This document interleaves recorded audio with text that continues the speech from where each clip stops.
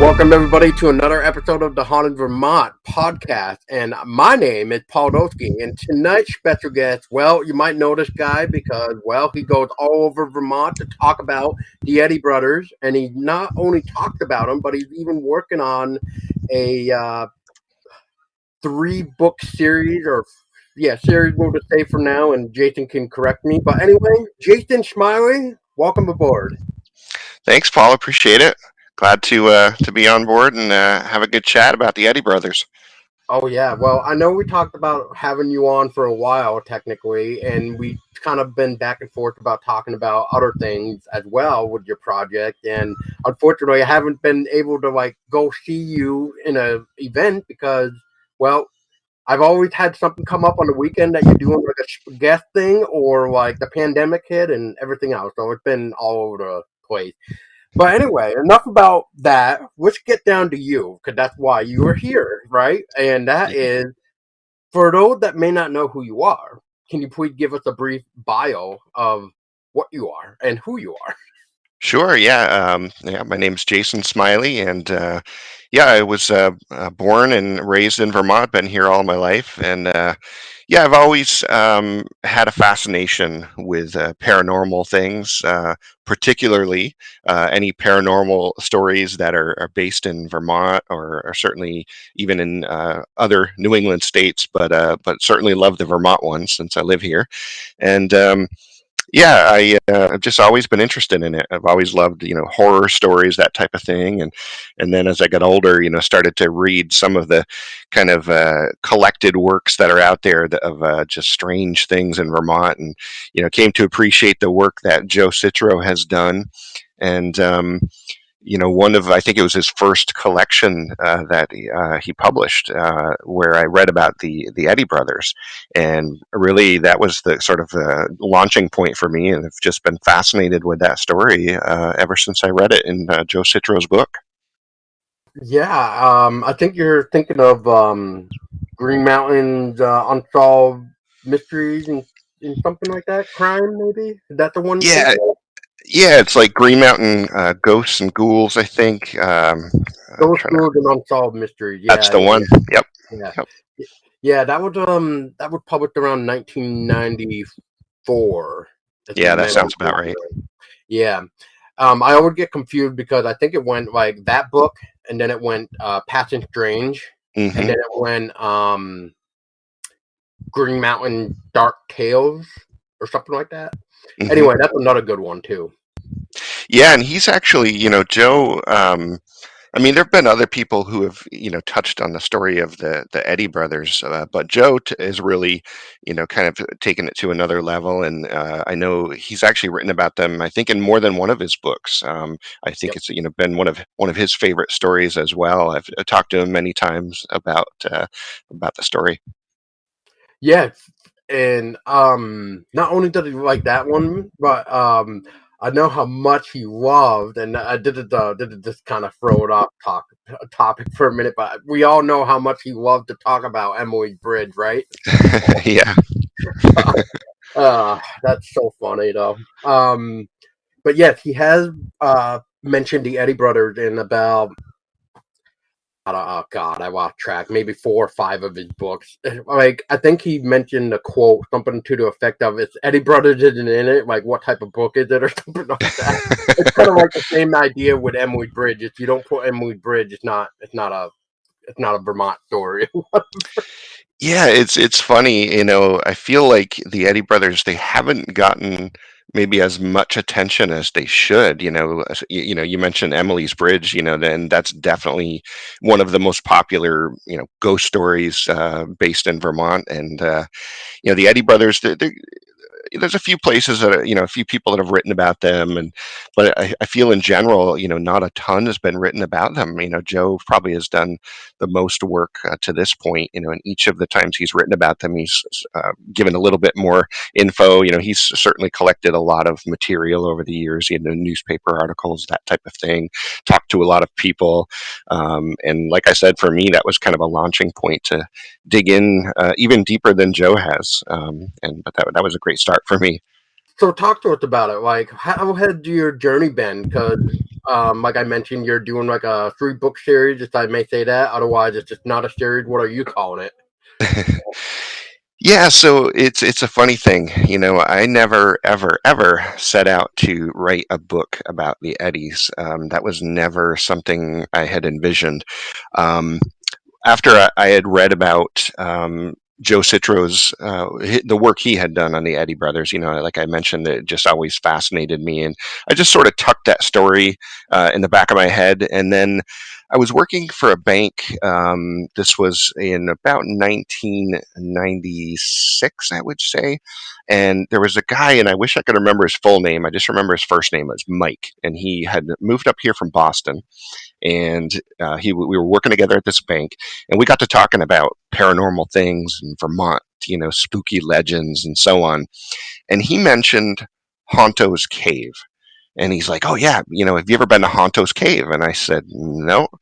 And it didn't really ring any bells at the time when he mentioned it. And he's like, "Oh, I can't believe you've never been to Honto's Cave. That's the most haunted place in all of Vermont."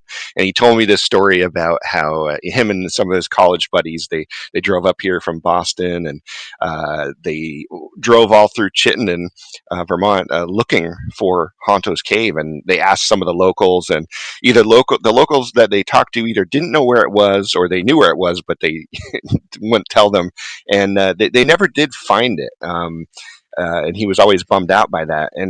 But it always intrigued me, and I couldn't for whatever reason, I had forgotten the name Honto's Cave. And so it kind of was eating away at me. And so I started digging into jokes to see if it was in there somewhere. And then I came across the Eddy Brothers story again, and I had read it before, but then I was like, oh, Cave, that's associated with Brothers story. Now I remember it. And so when I reread Joe's work on the Eddy Brothers in that book that we mentioned earlier, The Green Mysteries, um, it just triggered something in me. I wanted to learn more. And at the same time, I was working with a lot of friends locally, just making independent film, nothing major by any means, making movies on, VHS camera. So, but I always thought, that would make such a cool story. And I was just fascinated, but never debunked I had read. So I started writing a screenplay. And the more I dug into it, the more I felt like I really wanted it to be as authentic as possible. I thought, if anyone ever fact checks, what's in the screenplay, there'll be like a source for it. But I wanted to see, how much of this was true. So I started doing a lot of digging, and it just became a big rabbit hole. The more I dug into it, the more information I found, and it just raised new questions. And I just kept digging, and before I knew it, years had gone by, and while I did complete my screenplay, it's not really in a place where I'm happy with it yet, to try and sell it, or even who knows, maybe even film it myself. I'm not sure if I would do that at this point in my life, but would certainly consider selling it to someone who's going to do it justice on the screen. But anyway, a long story short, so while I was compiling all this information, I'm collecting newspaper articles, and I've got thousands of newspaper articles. I've got copies of letters, correspondence between Harry Houdini and one of the Eddy brothers, Horatio Eddy. I've got photographs. I've got military records, education records, land records, funeral records, you name it. I've just compiled so much information, and I went down to the Chittenden Historical Society because I wanted to see what type of information they had in their files. And when I started going through everything, I realized I had most of the material that they had, plus way more than they had. And when the person I met there, her name was Karen Webster, she started looking at the material I had and was like, wow, you've got a lot of stuff here we don't have. And she said, do you think you would mind coming down and doing like a presentation or a lecture to our historical society? And they had just opened up like a Grange or something down there, and they were going to have me come down and do the speech there. I think this was in 2014. And I said, sure, not anything I'd ever thought about doing, any type of a lecture or presentation.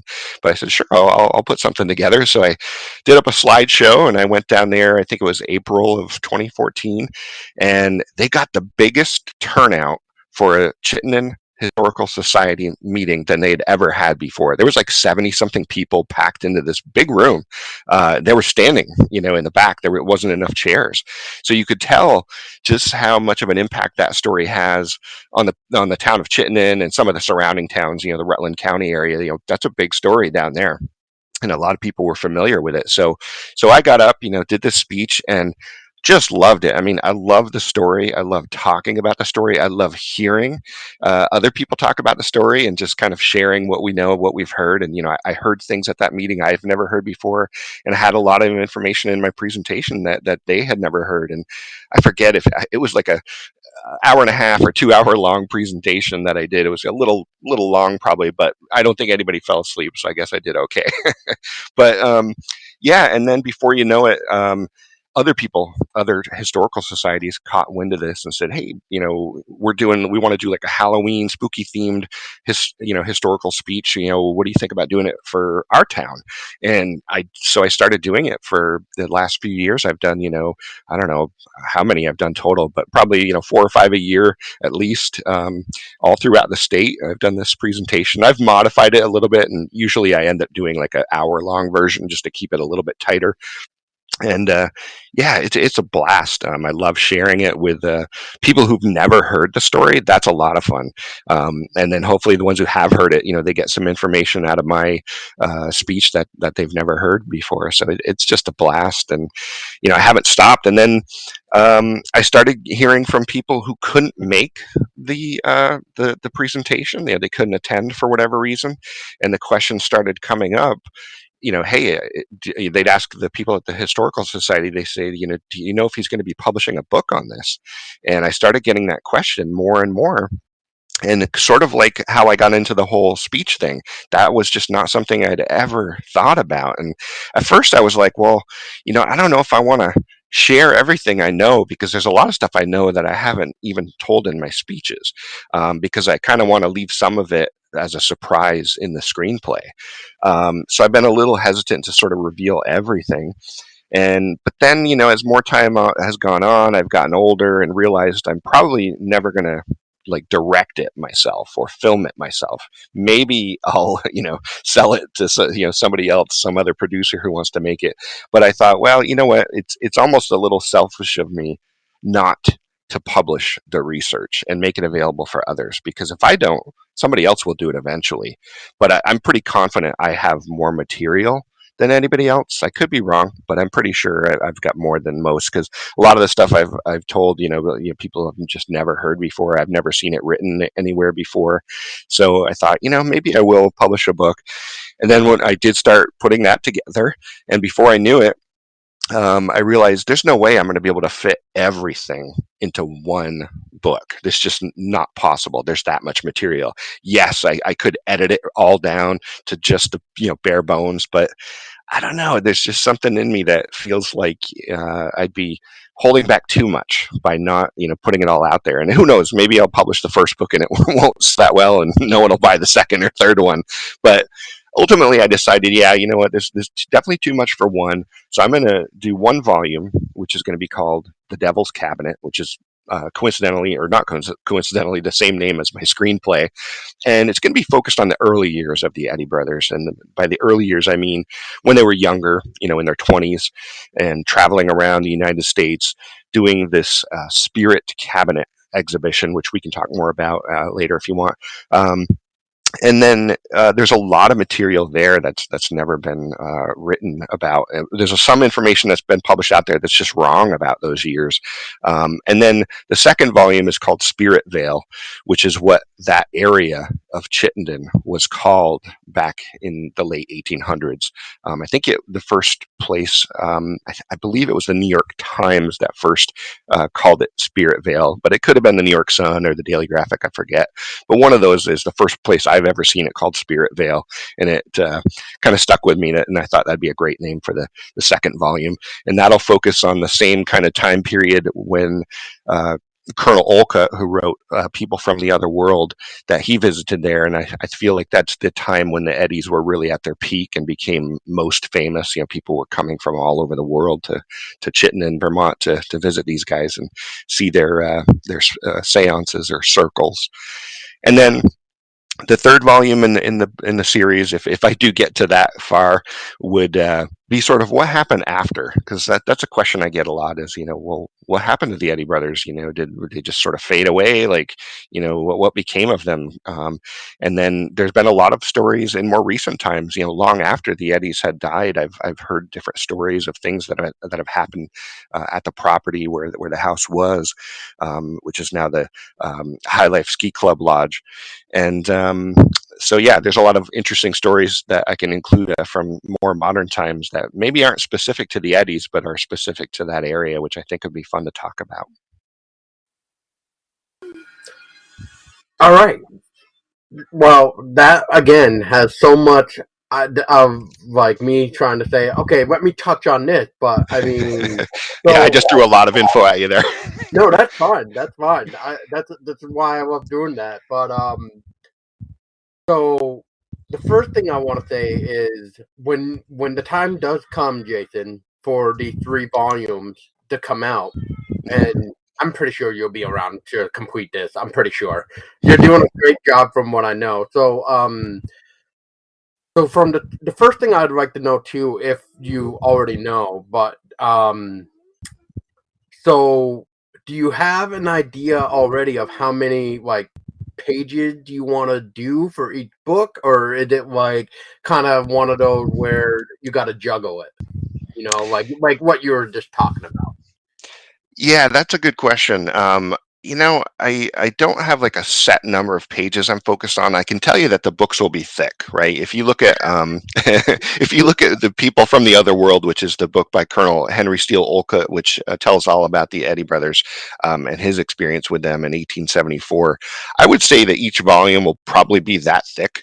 They're going to be definitely big books. They're not some thin thing, because I've got a lot of material, and to be honest, I will have to do some editing. I mean, there's some stories that Obviously, yeah. are interesting, but aren't Not noteworthy worth enough to doing, include. yeah. Yeah, because I don't want to bore people. You know what I mean? So, um, so yeah. But one of the funny things that a story I'd heard about the Eddies was there was this one time that they were arrested in Syracuse, New York. I forget what the charge was off the top of my head, but I think it was basically for jugglery, which was like entertaining without a license. The townspeople in Syracuse thought they were frauds, and so the police arrested them. But what was funny was Horatio. When in his correspondence with Harry Houdini, he talked about that experience, and the other thing that he said in that letter when he was describing was that there were so many stories about the Eddy family, and that if they were to put all their stories in a book, like it would be 6 inches thick. And it cracks me up because he's not wrong. If I took all the material and I publish it all into the 3 volumes, it probably will be about 6 inches thick between the three of them.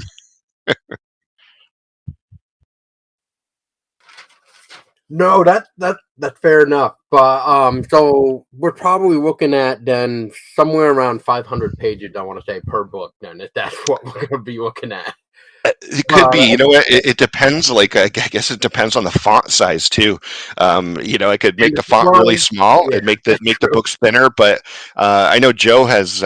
He's always said, I should consider making the font like a larger size, because there are some, especially older audience, who may not have as good of a vision, that it works better for them if it's a larger font. But we'll have to see. I'm probably going to publish through Amazon, self-publish. I don't have a publisher at this point. I'm going to self-publish, and we'll have to see what the cost is at the end, because if it ends up being a $50 book because of the number of pages, I'm certainly not thinking I'm going to make any kind of money off of this. I think I mentioned in my email to you that I've spent so much money on time, research, materials, that I'll probably never make back any money. If I'd be lucky if I broke even, and I'm totally okay with that because I love the story that much. I really do. Yeah, making money is not what I set out to do. At least in terms of the book. Maybe if I sold a screenplay, maybe I can make some money. But the books, I really don't feel like I'm going to make a ton of money, and I'm totally fine with it. But I'm hoping that at the end of the day, when I tally it up in Amazon, that it doesn't show that I'm going to have to charge people $50 per book. I really don't know at this point. I'm sure it depends, what the page length is and all that. I know one thing I do wish about Amazon is they don't offer like if you're going to self-publish through them, they don't offer like a hardcover version, which is really too They do bad. I'd now. love to see it in hardcover. But there's another company, Lulu.com, Lulu, which I could do it through them and do a hardcover, but we'll see. That's something I'll worry about when it's publishing time, I guess. Actually, Amazon now has a beta version for hardcovers now. Oh, they do. That's really good to know. That changes the game for me because I'd like to even if I only printed one copy, like in hardcover for myself, I would totally do that. But And I'd love to be able to make it available for others. honestly, so if you want my opinion on either Amazon or Woo, I would Mhm. actually go with Woo just for Mm. one reason only. Um, you can actually put your book out not only to Amazon through Woo, but Barnes and Nobles and other places, as where Oh. Amazon is only strictly Amazon. Yeah, I've heard a couple of things. So one thing about Lulu I've heard was that some people have said like formatting your book is not as easy to do in Lulu, versus Amazon. I don't know if that's true or not. I haven't tried it. And then I have heard that about like Amazon. Like if you publish through Amazon, a lot of like local independent stores won't carry the book. They And just that's won't. what happened with Joe. Yeah, I which is don't know if you unfortunate. Yeah. yeah. Yeah, that's what happened to Joe, and I think it happened to Robert actually. Which I'm not going to name what bookstore it was, but yeah. Yeah. It's really sad too because, on the one hand, I totally get it. The smaller independent bookstores, it's hard for them to compete, with Amazon. I totally get that. But at the same time, geez, I want to be able to make the book available, at the local level without having to just bring a box of books, that I paid for myself through Amazon to try to sell. But yeah, well, that's good to know, though. Definitely good feedback for me to what you said about Lulu. I'll have to keep that in mind as I get closer and figure out what the right choice is. So not to go off topic for a minute, but just to help you out too is so I published my books through Woo, Hmm. and the process wasn't that bad, but I do wish that the making the cover had a little bit more uh advantage of seeing what was going to get cut off versus having to buy Oh, a proof copy and then have to go back to fix it. oh, yeah, like a better like preview option or something. Yeah, Yeah. but I haven't used Lulu in a couple years, so they could have actually fixed that. So Mm, I love the quality of Lulu. So um, but Amazon is good too, But yeah. it all depends on the format you want, what type of paper you want as well. Hmm. So if Yeah. you want like a nice clean paper, Google offers that. Otherwise, if you want something that feels like it's gonna rip, the Amazon kind of has that. So, Mm, yeah. and I'm not trying to like batch Amazon because I Hmm. mean,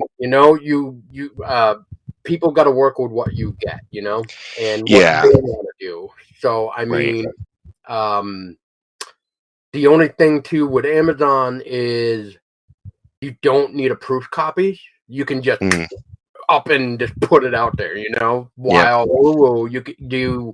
They basically say before you dispute it to like Barnes and Noble, Amazon, and whatever else it goes to, um, they basically want you to get a proof copy.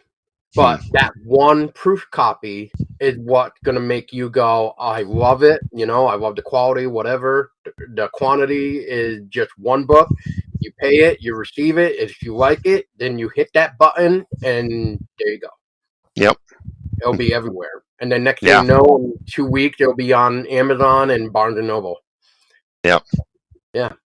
Yeah. So Good that to would know. be my yeah. So that would just be my 2 cents, and I can even talk to you about it even later on when you are really trying to push it out too as well. Yeah. Appreciate it. Yeah, no problem. So I want to touch on a couple things that you said, and that is you mentioned Honto's Cave. I actually Yeah. had a friend of mine a long time ago when I first started Haunted Vermont, where he was telling me that his mother's friend or his mother. It's been a while, so don't quote me. And anyway, she this uh, either the mom or the friend. We'll just say friend for right now. But she supposedly attended one of these seances or something like that of what the Eddy did at Honto's Cave. So she knew exactly where it was and stuff. And I've actually had a couple people reach out to me to tell me, "Oh, I know where Honto's Cave is, and I'll gladly show it to you." But I never hear back, and it's always like, "Well, crap," because it's kind of cool. But then later on, I get told from people where to look, but unfortunately, it's by a place that is private property, and it looks like this place had nobody there, or and then from what I hear, the house that is like by the area of Honto's Cave is like a vacation home. So it's like you can trespass if you really want to, but it's like I'd rather wait and know that there's somebody there before I just go sneaking around somebody's backyard. Yeah, so I'm glad you brought this topic up about Honto's Cave. So let me tell you what I can tell you about that. I have been to Honto's Cave twice in my life, and both times they were by permission, with permission of the property owner who does have a house on that property. Um, what I can tell you is that one day I was contacted by that property owner, and he said, "Hey, there's a couple guys that were sleeping, camping out on our property. Do you know anything about this?" And I was like, "No." And he said, "Oh yeah, they knew all about like the Eddy Brothers stuff or whatever." And they told the property owner, "Oh yeah, we go up there, we go camp, we come camping here every year." And the owners, were kind of startled by this, and I think they ended up, saying, "Okay, well, you guys can finish your night camping here, but please don't come back." So as a result, I've been in conversation over the years with the property owner, and he's had too many incidents up there. People trespassing, and they go up there. They four wheel. They target practice with firearms, and it's gotten to the point where they don't want anybody up there at all. Like they don't even want people contacting them asking for permission. They're super nice people, don't get me wrong, but they've kind of shut the whole thing off, and it's unfortunate that other people have kind of ruined it for everybody. um, I think in the past, I know that the Chittenden Historical Society used to do like a hike up there. Like, I don't think it was every year, but maybe every couple, like 2 or 3 years, they'd have a hike and go up there. I don't even think that's going to happen anymore, just because like I said, the too many people have trespassed on the property, and I think they'd rather kind of avoid that at this point. And I can't blame them.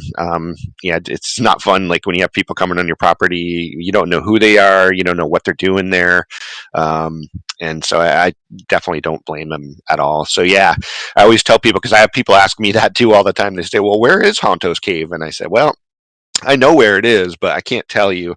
And unfortunately, I can't even share the name of the property owner, because they just prefer not to be contacted at this point. And I totally respect that. It's hard because I know people are fascinated by the location and the story, but yeah, they just don't want it right now. Yeah, exactly. And like as you just said it ruined it for everybody. It's just like Yep, Emily's Bridge a couple of years ago. exactly.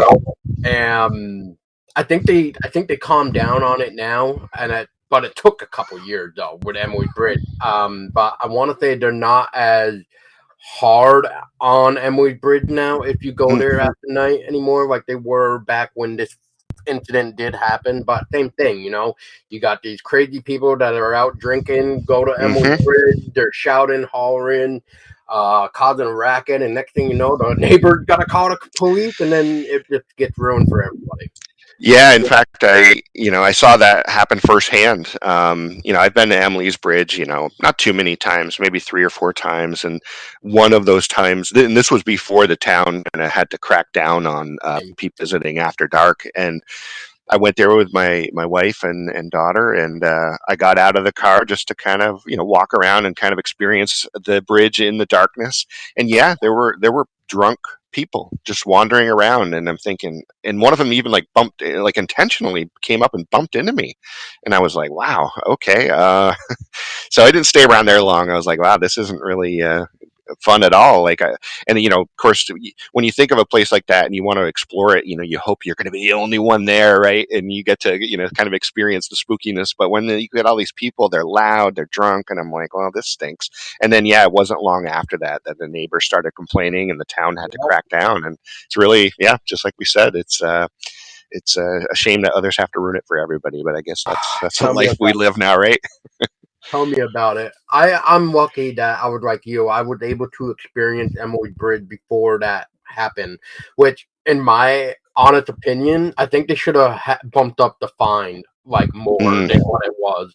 Because if memory serves right, they were like only charging a $25 fee for for being there at night. It's like, really, that's it. It's like, I'd just rather just get the fine and just be like, okay, whatever, But that's not me. I'm not trying to encourage people that, but I'm just saying, like, right. $5, like that's it. Like maybe make it $500, Like Yeah. then people won't want to stay. Right.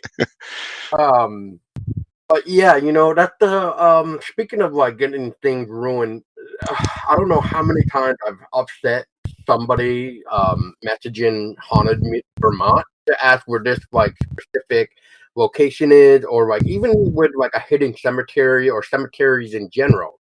Hmm. Because I posted some interesting hidden grave before, but it's like I don't know you.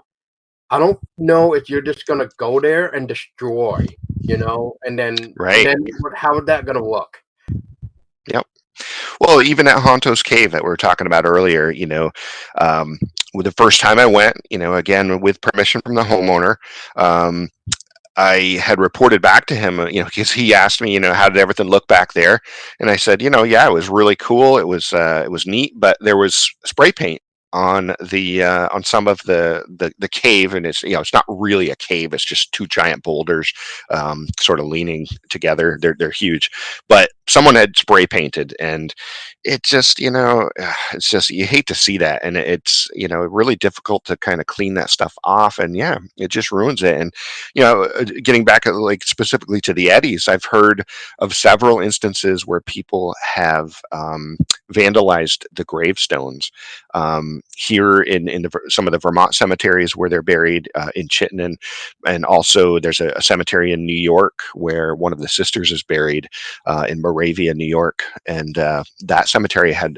some vandals ruin things there too. Yeah, it's really sad. Wow. Yeah, that's like I'm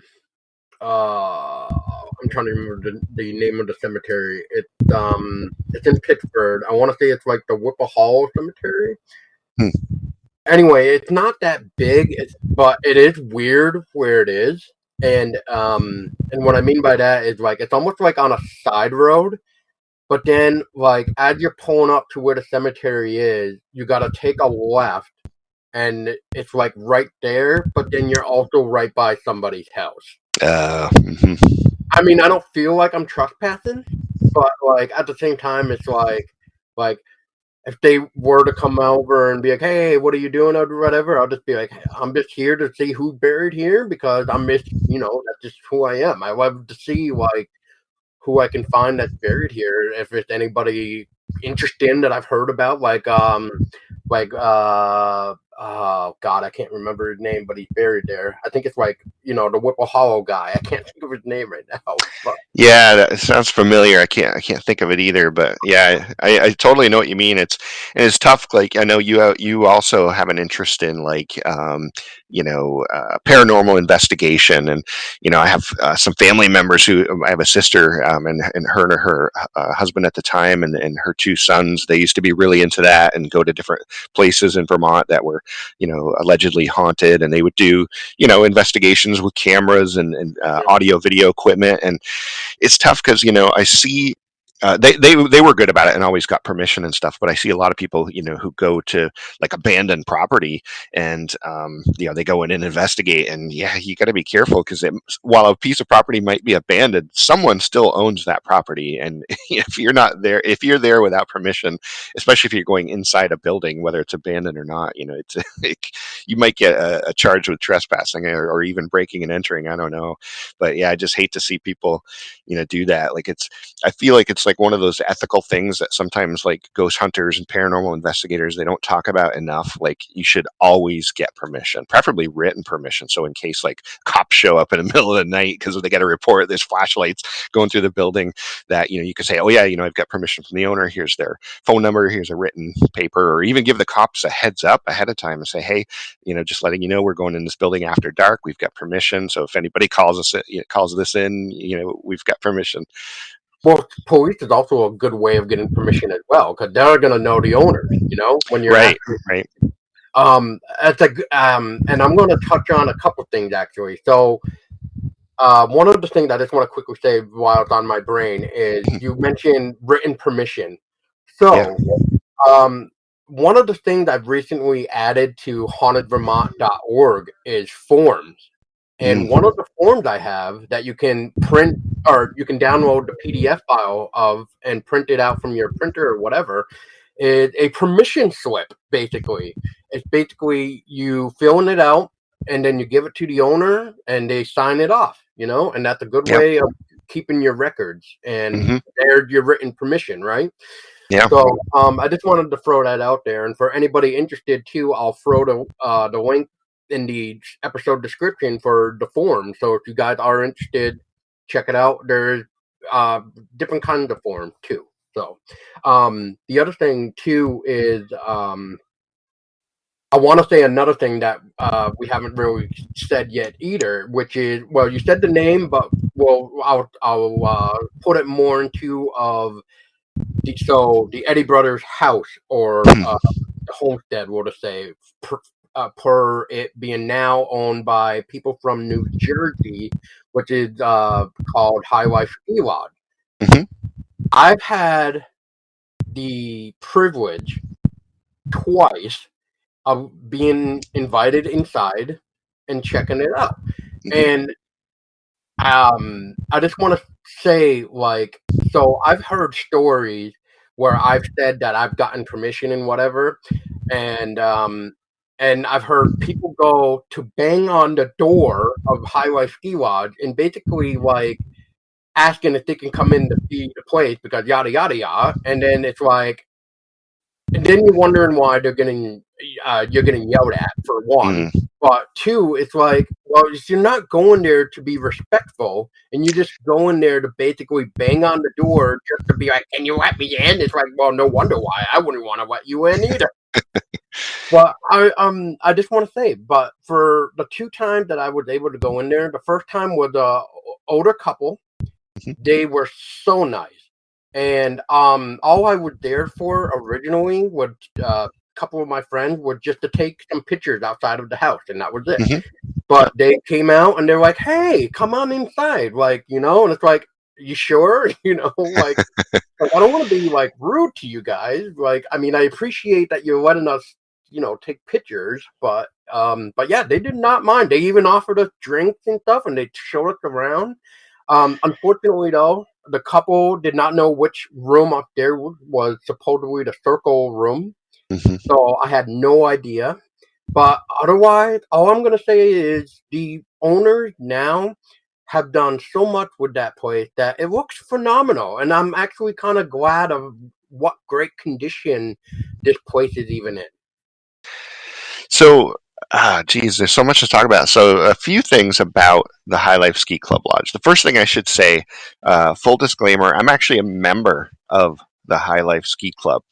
Now, having said that, I actually don't get down there very much. I'm not a skier. I'm not a snowboarder. Um, and it's actually important to, I should say, just a little advertisement for them. That's not all they do. You know, they actually do a lot of other, like hiking and canoeing and kayaking.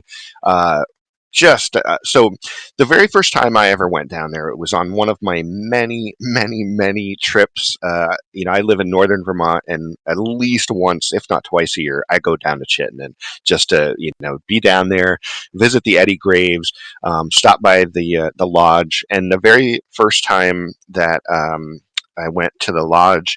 There was nobody there, but I went to the end of the driveway and just took some pictures and was kind of chicken. And then the next time I went, there was maybe not too many people there. There was like maybe 4 or 5 people there, and I was kind of chicken. And I'm like, well, maybe they'll let me come in, or at least just let me walk around the outside and take some pictures. And I went up and just told them who I was, and that at the time I was working on a screenplay. I hadn't yet, done like the full on research for like the book, but or I should say books.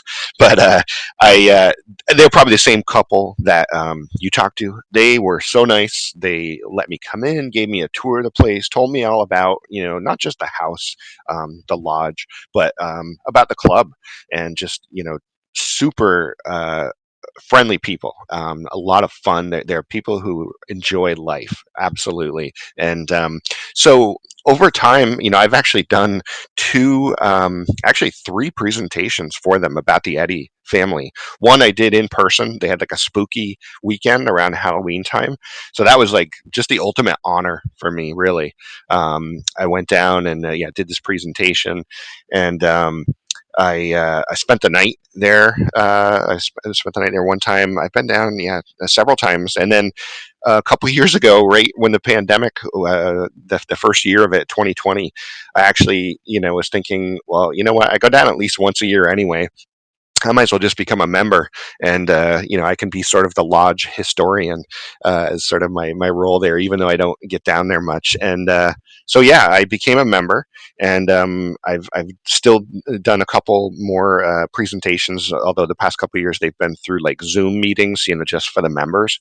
And yeah, they are just an amazing group of people. Like, and it's funny, even though I've only been down there a few times and kind of hung out with them at like their Halloween parties, they've just been really welcoming to me. And I love hanging out with them, and I consider all the ones I've met like real friends. And yeah, I get kind of back to your point. I'm sure they get a ton of people, the ones who hear about the story and maybe you're driving through Vermont and they want to drive by and take pictures of the house, that type of thing. And I think respect is definitely the key thing.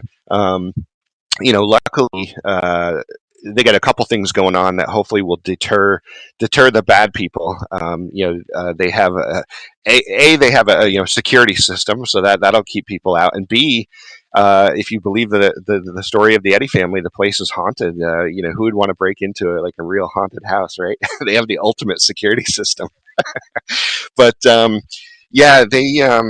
just a great place. But the interesting thing about that house, and this won't be anything new to people who've attended some of my speeches, is that the original house, the Eddy homestead, was actually torn down in 1898, and I have evidence to back that up. So the house that you see today is different.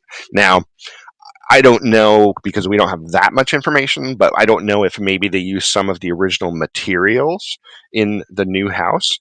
But the original house absolutely was torn down. Maybe the foundation is the same. That's possible too. There's also some reports about pieces of the house being moved across the street to another house where Horatio moved. And we do know that Horatio lived in one of the houses across the street. Horatio actually owned several properties in Chittenden. But he lived in a house across the street, and some say that he took the whole circle room with him to that house. But there's nothing now that like backs that up. I've even been in that other house, and with with the current owners, and there's nothing that jumps out that's like. In fact, there was one room that I was like, wow, that looks like it could have been the circle room, and then they told me, oh yeah, that section of the house was actually added on in like the 70s or something like that. So I was like, oh shoot, well I guess that it ruins that theory. Um, but what's funny is even if this is all true that the house was torn down in 1898, I've talked to a lot of people that have still had experiences in the lodge. So I don't discount those experiences in any way. And I've heard all kinds of stories, of people having weird experiences near Honto's Cave, weird experiences in the cemeteries that are near the property, where the Eddies are buried, Horton Cemetery and Baird Cemetery. And there's another cemetery on the other side where the sister, Mary Eddy Huntoon, is buried. Lots of just great stories. And that's the type of thing I would include in my third book, sort of modern experiences that people have had on those properties.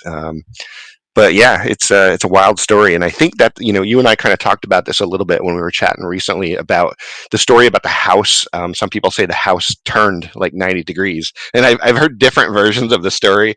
One version says that it was during a seance, the house rotated 90 degrees, or some people say after the seance or the next day, like they woke up and the house had rotated.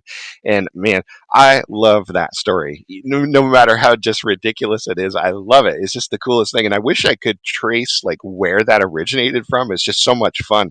But what I suspect happened here, I suspect that somebody started looking at the like sketches in Colonel Olcott's book. And they looked at, in the road, the Chittenden Road, where the house is and where the lodge is today on that property. And they're like, something doesn't line up here. The front of that house is different.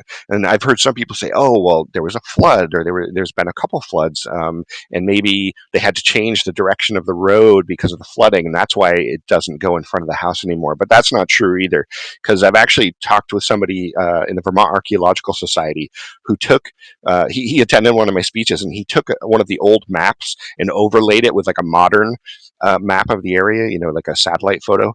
And absolutely nothing's changed about Chittenden Road. It's where it's always been, going back to that time period in the 1800s.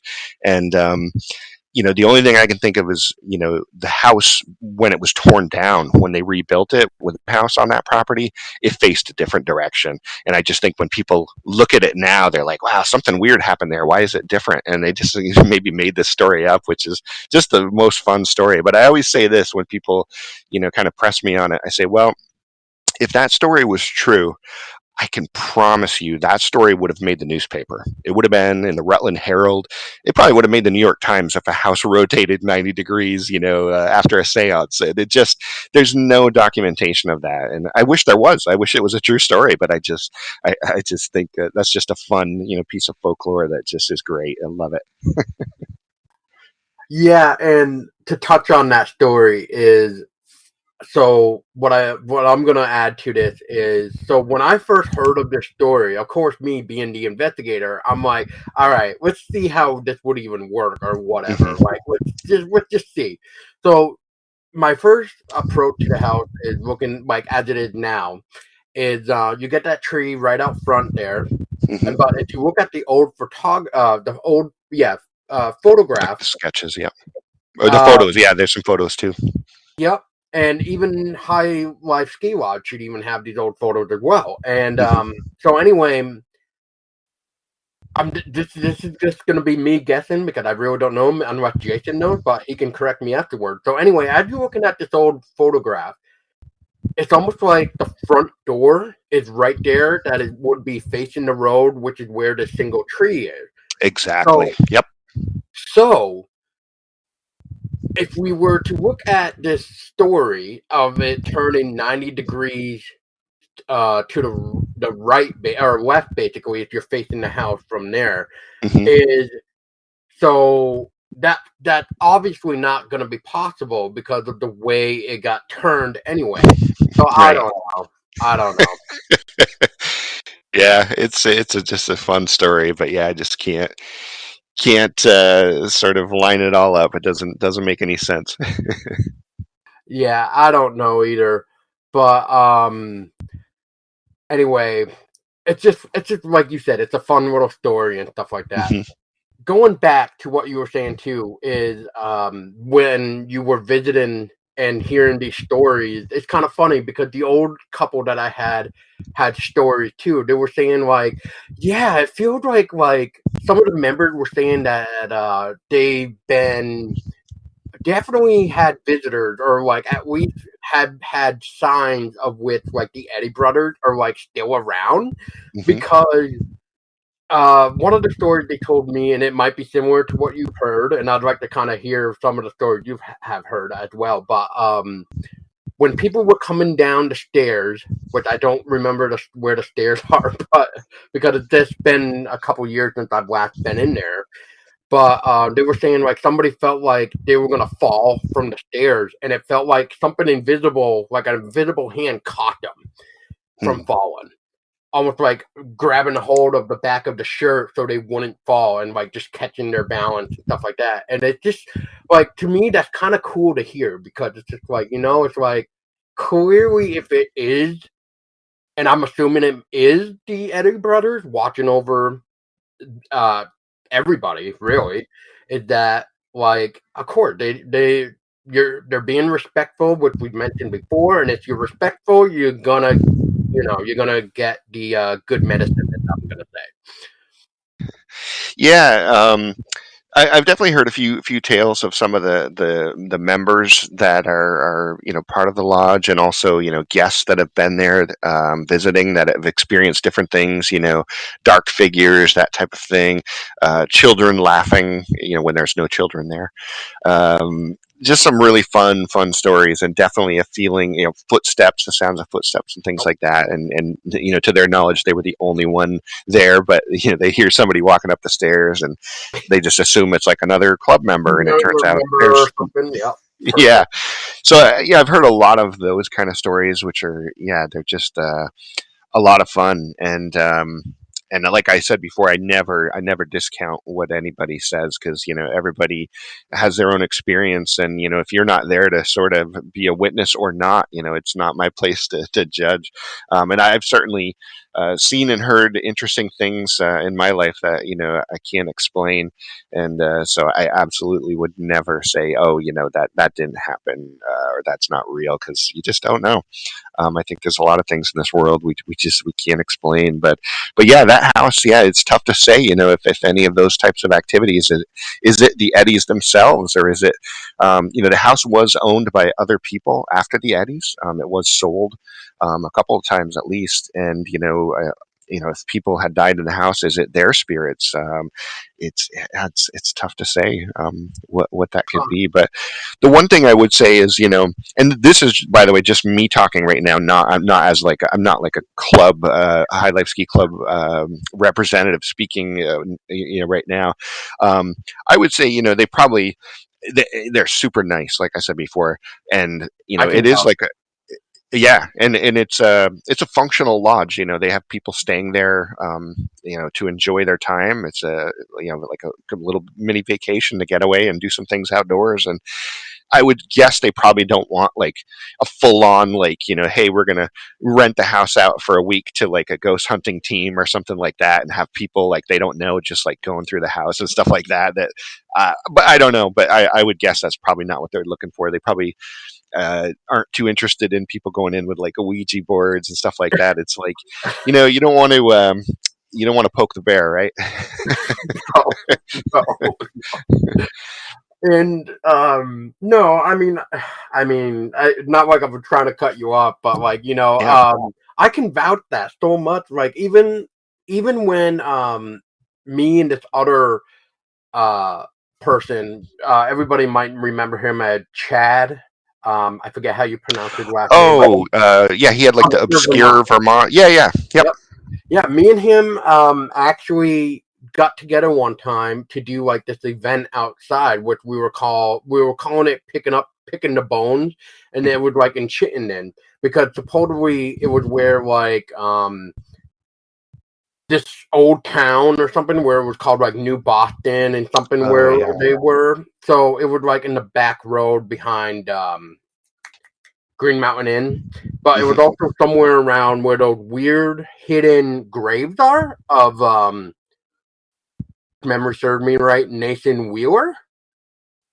Anyway, don't quote me on that either. Anyway, but yeah, supposedly there's old foundation there and everything, and which would sort of make sense because if these random two gravestones are where out in the middle of nowhere here, then yeah, I mean there maybe was an old uh town, whatever you want to call it, but we'll just say civilization, really. Hmm. But anyway, as we were going there, uh, I saw somebody outside the High Life Ski Lodge, and I looked at the time, and I'm just like, you know what, we got a few minutes to kill. Um, let's have them. Let's pull into the High Life Ski Lodge, and let's just let them take a couple pictures because this is their first Hmm. time ever being here. So and so we roll in and we turn around in the driveway and stuff, and I like get out and I saw the guy that was behind the house that was coming towards us who was raking the leaves, and I just went up to him and I'm like, hey, I hope you don't mind. We just don't want to be here quick. We just want to take a couple pictures because they've never seen the Eddy house before, and then we'll be on our way. And they're like, oh, well, in that case, if you guys got time, let's give you a tour. So, like it's just a matter of your energy, making sure you're showing respect, and just appreciating the fact that you're even getting the chance to even take a picture. Yeah, exactly.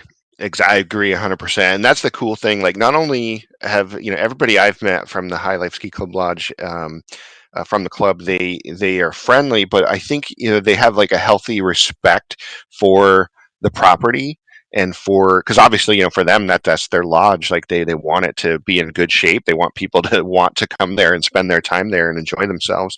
But also they have like a healthy respect for the story about the Eddies and sort of the historical significance of the property. So they take everything in stride, and I think that they recognize that people are interested in that, and they're going to stop by, they're going to take pictures, and yeah, I think as long as people are being like respectful, they're going to sort of mirror that back to them. They just are a great group of people. Yeah, and I mean, back to like the first time I ever went in there, as I just want to mention that even they allowed me and my couple friends to sign the guest book that they Oh had. yeah, yeah. So my name is forever logged in that guest book of whichever year it was. So, Yeah, or that's awesome. so that's the type of like the small things like that. I just feel honored. It's Hmm. like I was able to go in there. I was even able to write my name in the guest book. Like, like that stuff will be there for years to come, even Yep. after I'm dead.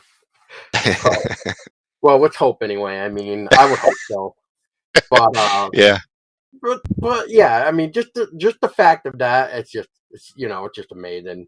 But anyway, we yeah. could probably keep going with I that. know, I know. Um, actually, real quick question. I actually want to ask you because you said you're a member of that.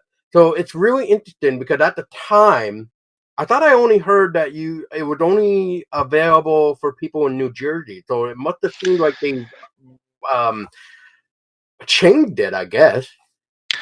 Well, I can tell you, I don't know what the like ratio of like New Jersey members versus non-New Jersey members is, but I can say that I know they've got members from all over the country that may not don't come out here a ton, but they come out can, and I think there's some members from Vermont. I think probably this is just a guess. Probably the bulk of the people that are members are from New Jersey, and usually when they have like their club meetings, they meet. They used to meet like right down in New Jersey, but more recently, the past couple of years, they actually do the club meetings online.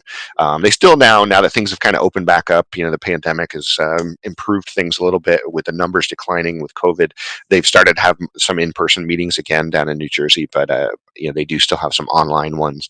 But yeah, I think probably the bulk of the people are from New Jersey. So yeah, I think the membership is open to whoever wants to become a member. Obviously there's a fee for that, and it's you can't just stay there just because you're a member. Like, you have to like sign up and pay additional cost to like stay for a weekend or whatever, however long. And there's always there's people there like all year round, doing Yep. different activities. I think a lot of people think like, oh, they're just a ski club. They just are No, they only, do everything like you were saying. oh yeah, Yeah. yep, And yep. and I have to. I hope it's still there, and you could probably even probably tell me. But one of the things I loved about that place is the what do they call it? The broken bone meter. I think that's what they called it. Oh yeah, yeah. I vaguely remember. Yeah. I thought that was kind of funny, but it was so cool looking too. Like that little meter of like who had the most broken bones or something like that. That was amazing. Um, but going back to what you're saying, if the new place is built with maybe some of the old materials, I want to say the Mm. couple that I had told me that there was a possibility that Hmm. some of the stuff was good, but now that years have gone by, who knows anymore?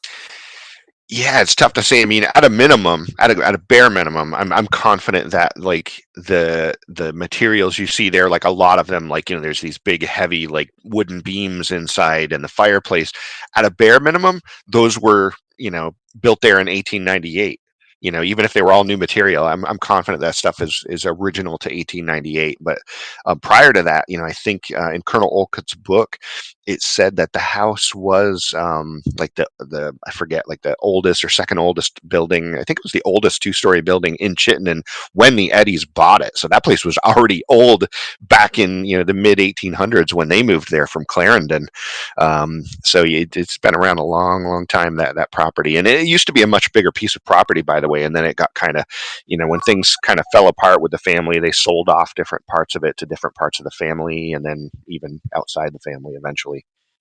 Anyway, yeah, I was just trying to remember because they shared so much information too, but while trying to offer us a drink, and it's like, we're good. I'm driving, so I'm good. But they were a great couple. I hope they're still around.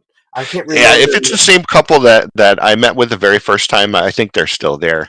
Because yeah, they just were super nice. I mean, really, they Did they let me always come offer in. you a drink?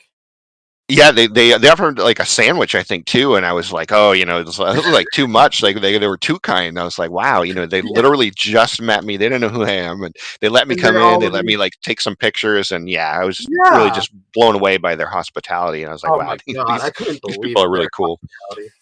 Yep. Oh man. So a couple things that I have on my note that we wanted to discuss too, Yeah. before moving forward is so somewhere in the news article, and I forget which article I found it on because I was just trying to browse it, and it might be in an old one. But anyway, so I think it might be the newspaper's fault or something. But they mentioned how the Eddies basically turned that homestead into supposedly the Green Tavern Hmm. Inn. Yeah. So yeah, I have not 100% certainty tracked down the origin of the connection between the Eddy Brothers and the Green Mountain Tavern, or Green Mountain. Yeah, I think it was the Green Mountain Tavern, or the Green Tavern, maybe I think it was called. And I think the first place I saw it mentioned was in like a 1976 newspaper article. I think it was like Burlington Free Press, and it mentioned that. And I've seen that also in a couple of different books that talk about the Eddy story. So I've always been kind of interested in that, because when I started doing really deep research and looking at the newspaper articles and land records and all these things, there's no mention of this Green Tavern.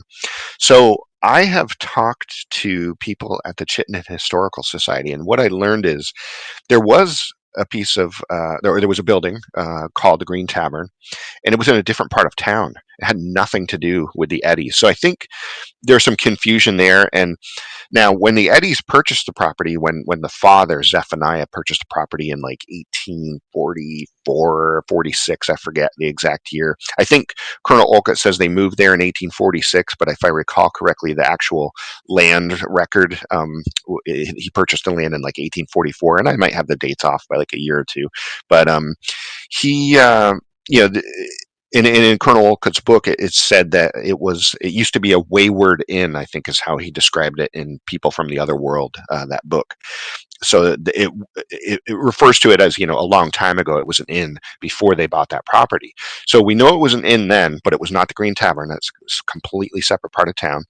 And then when the Eddies started inviting people to come visit them in Chittenden, starting in the 1870s or so, um, it basically operated like an inn, but it wasn't. It's not like they advertised it like, "Hey, come stay at the inn."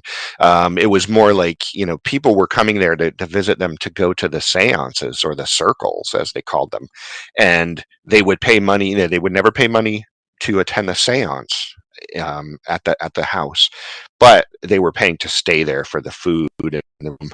But they never really referred to it as an inn in any of the newspaper articles or other literature that I've read. So this um, Green Tavern, I think, is someone read about the Green Tavern being in Chittenden and maybe made an assumption that that was also the Eddy property, and to my knowledge, it's not.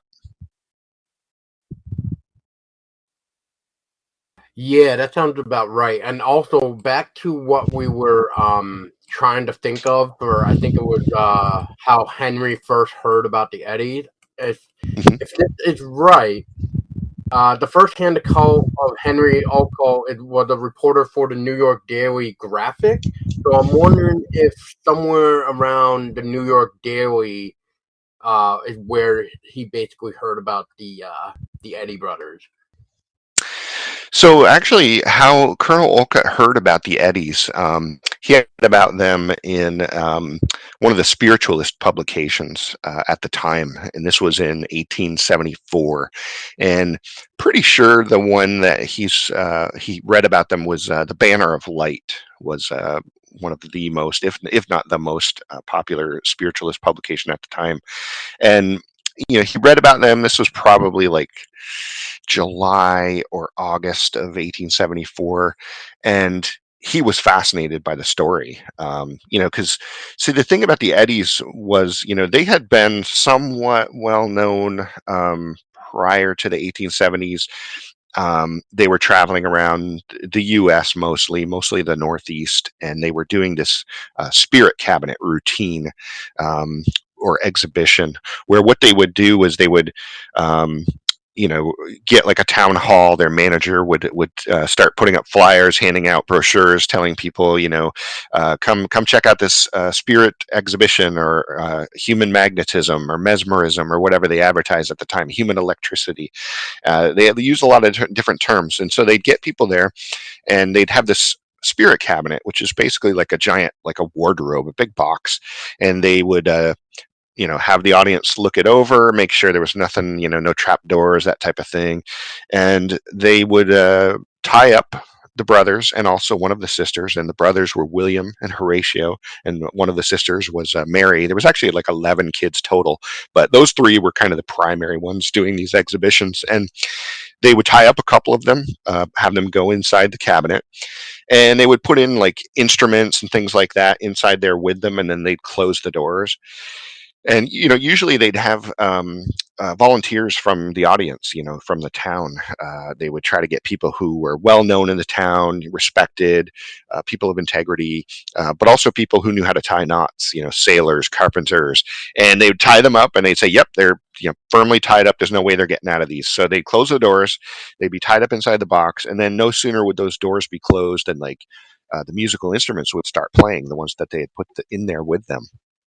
faces would be seen at the portal in the middle of the doors, and the, hands would come out, and they might like write messages from beyond on a slate board. Things like that would happen, and they became pretty well known traveling around. And Actually, I soon want to. after, yeah, so, go ahead. So so let's touch on that traveling part for a Mhm. minute. 'Cause, most people have heard that the Eddy Brothers actually traveled in a circus. Yeah, that's one of those things that I always get a chuckle when I read that, and I've read that in a lot of different places, both in books and newspaper articles, more modern stuff, internet articles that people have written about them, and yeah, there's just no truth about that. I guess it's an easy way to sort of sum up sort of what was happening, but no. I've seen them described as psychic twins. They were not twins. William and Horatio were born several years apart. Uh, they they did not travel in a circus. They did not travel in a sideshow. They did have a manager. They actually had two or three different managers over the years, and they were fully part of the process, and they were not like some sideshow act. They would come into town. They would have exhibitions at the towns, just like other lecturers of the time. Um, and But nothing like unusual. They weren't traveling around in a circus caravan with sort of like a freak show type thing. That was just a kind of a different time period, and just not at all what they did. And there's no evidence that kind of supports any of that. But I read about that a lot, and I always get a chuckle. I've even seen a photo that was sold on an auction website that's sort of like eBay, and it was advertised as the Eddy Brothers, so, famous psychic mediums, and it was these two little boys that looked identical, same height and everything. It was a black and white photo, but the dead giveaway when I looked at the photo was they were both wearing roller skates, and I was like, yeah, that is not my Eddy Brothers. Those are not the Eddy Brothers that I know. And I did some research, and I think I sent you. There's like an Eddy Brothers circus there was, and there were like a couple of a roller skating performers. Like I forget what year it was, but it was after the Eddy Brothers that we're speaking about, and it just cracks me up. And someone paid some good money for that photo, thinking they got like probably one of the only photos of the Eddy Brothers as children. Um, and that, speaking of children, that's another misconception people have about the Eddies, and it's because of the way Colonel Olcott wrote about them. He always refers to them as the children, and yes, they were children of their parents, like we all are children of our parents. But when they went out on tour, they were adults. They were in their 20s, 30s, and beyond when they were touring. They were not like little children. And the way it reads in the story, and maybe that's the way the Eddies told it at the time to Colonel Olcott, it sounds like oh geez, these poor kids, they were just children, and they were being forced into service to and the money is going to their father. He sold them off, and that's not really what happened. There's actually no evidence that the Eddies ever toured prior to their father dying. They didn't start touring until after that. And if someone proves me wrong on that, if they find evidence they traveled before that, I'd love to see it. But I have articles of when they sort of first came onto the scene and were introduced. But there's nothing prior to that at all. You can read about other psychic mediums, spirit mediums, the Fox sisters, the Davenport brothers in times before the 1860s. But Eddy Brothers, you won't find anything prior to the 1860s. And if anybody does, please let me know. I'm happy to be proven wrong. But it's just, yeah, they were adults when they were traveling, and they didn't really start traveling until after the father died.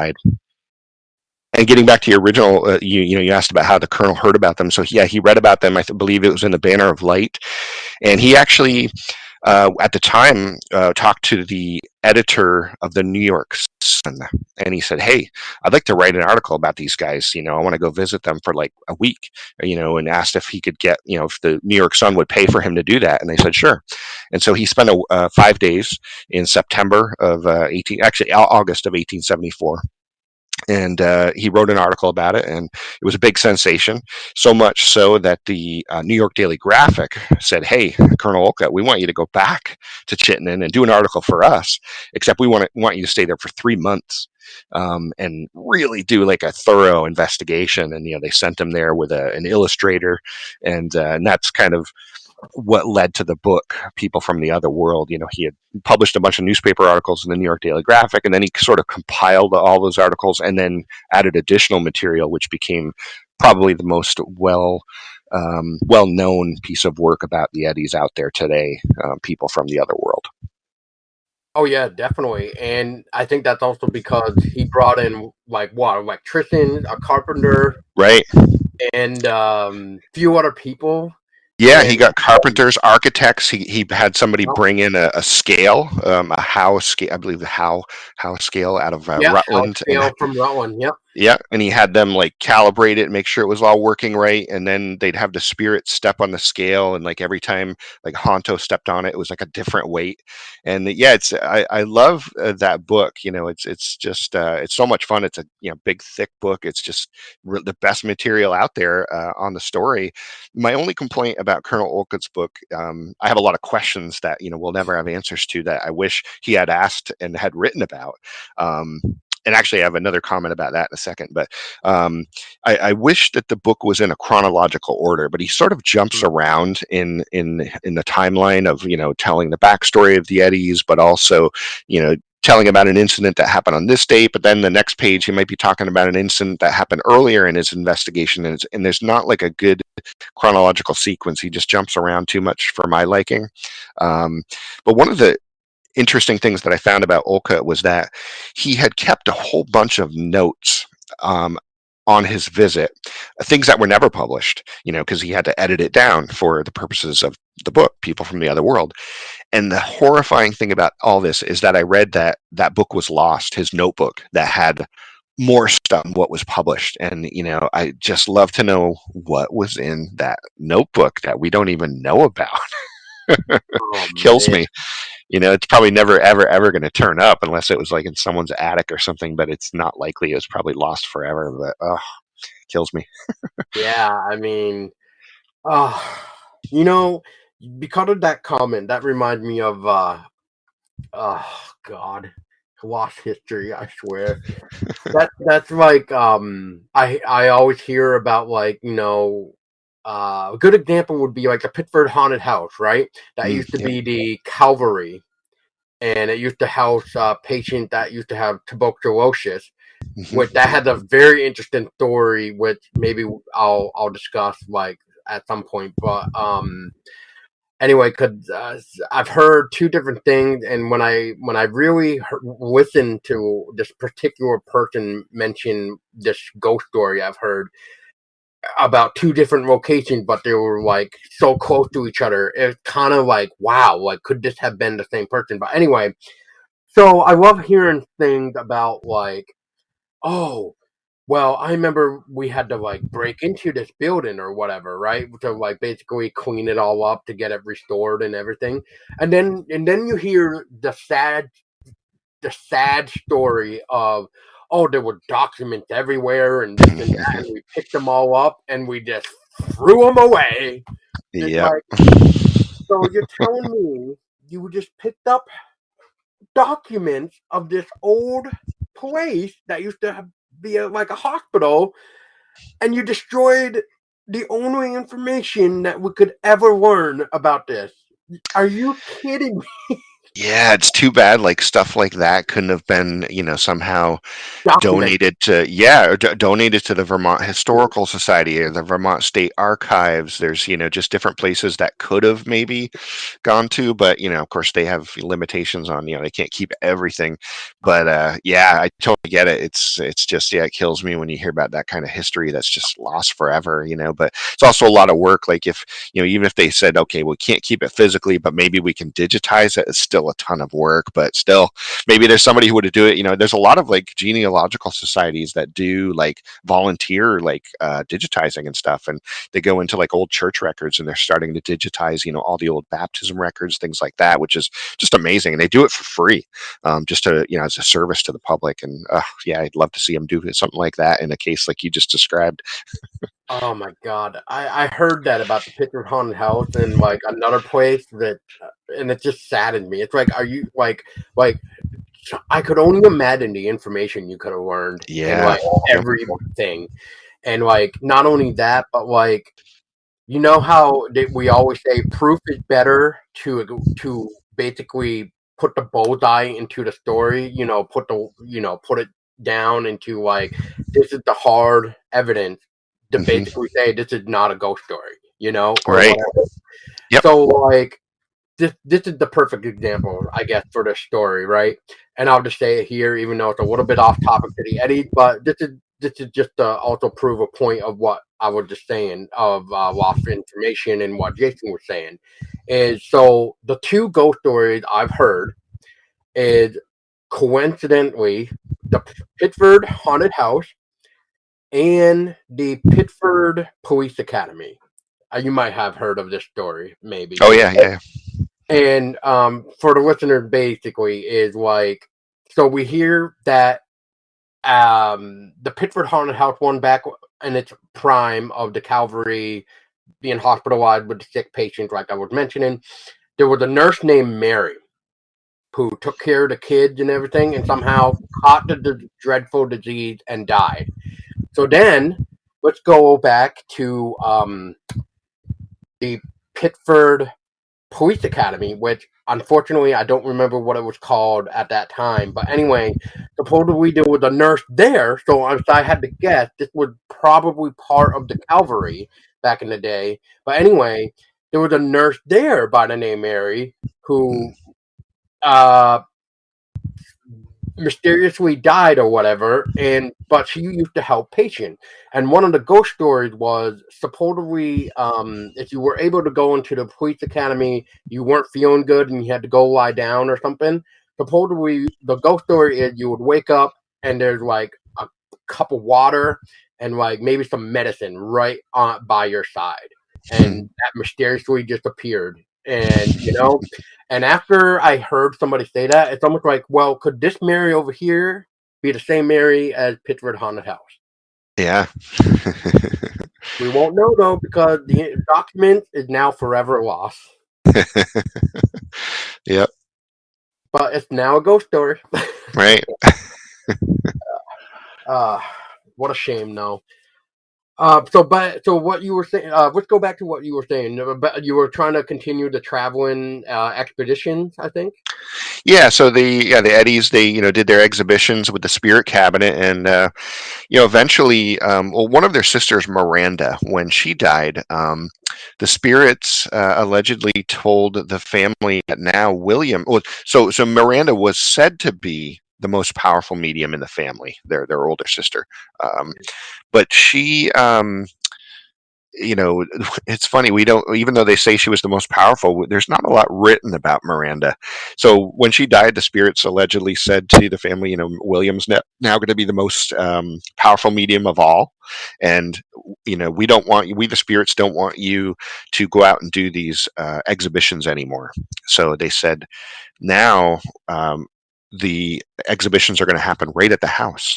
So you're going to come back to Chittenden, and you're going to um, open up you create a room just for circles, the circle room as it's known, and you're going to do seances there, and you're going to have new miracles are going to happen, new types of circles. So instead of the light circles and the dark circles that they had been doing, they were now going to have this materialization circle where full-bodied physical beings would appear, and that's what really differentiates the Eddies from like all the other psychic or spirit mediums of the time, like the Fox sisters and the Davenport brothers, and lots of other ones that were around, but those are probably the more well-known ones.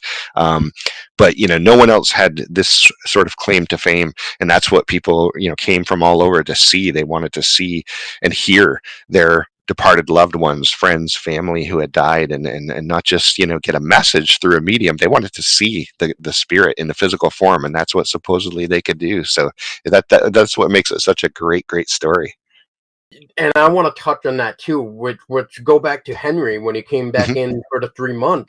Let's look at that one piece of we'll just say evidence right now, just for the Hmm. lack of better wording, which is I love what he did, and if people could understand the power of powder or sugar or flour, like, we dump it, and what's going to happen? If you move, it goes everywhere. It's gonna get footprints, handprints, whatever. You're gonna show signs of movement, and that's exactly what Henry did when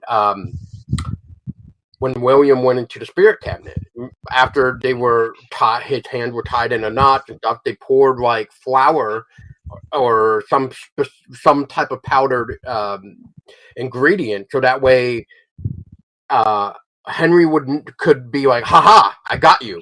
But when they reopened up the cabinet after the science was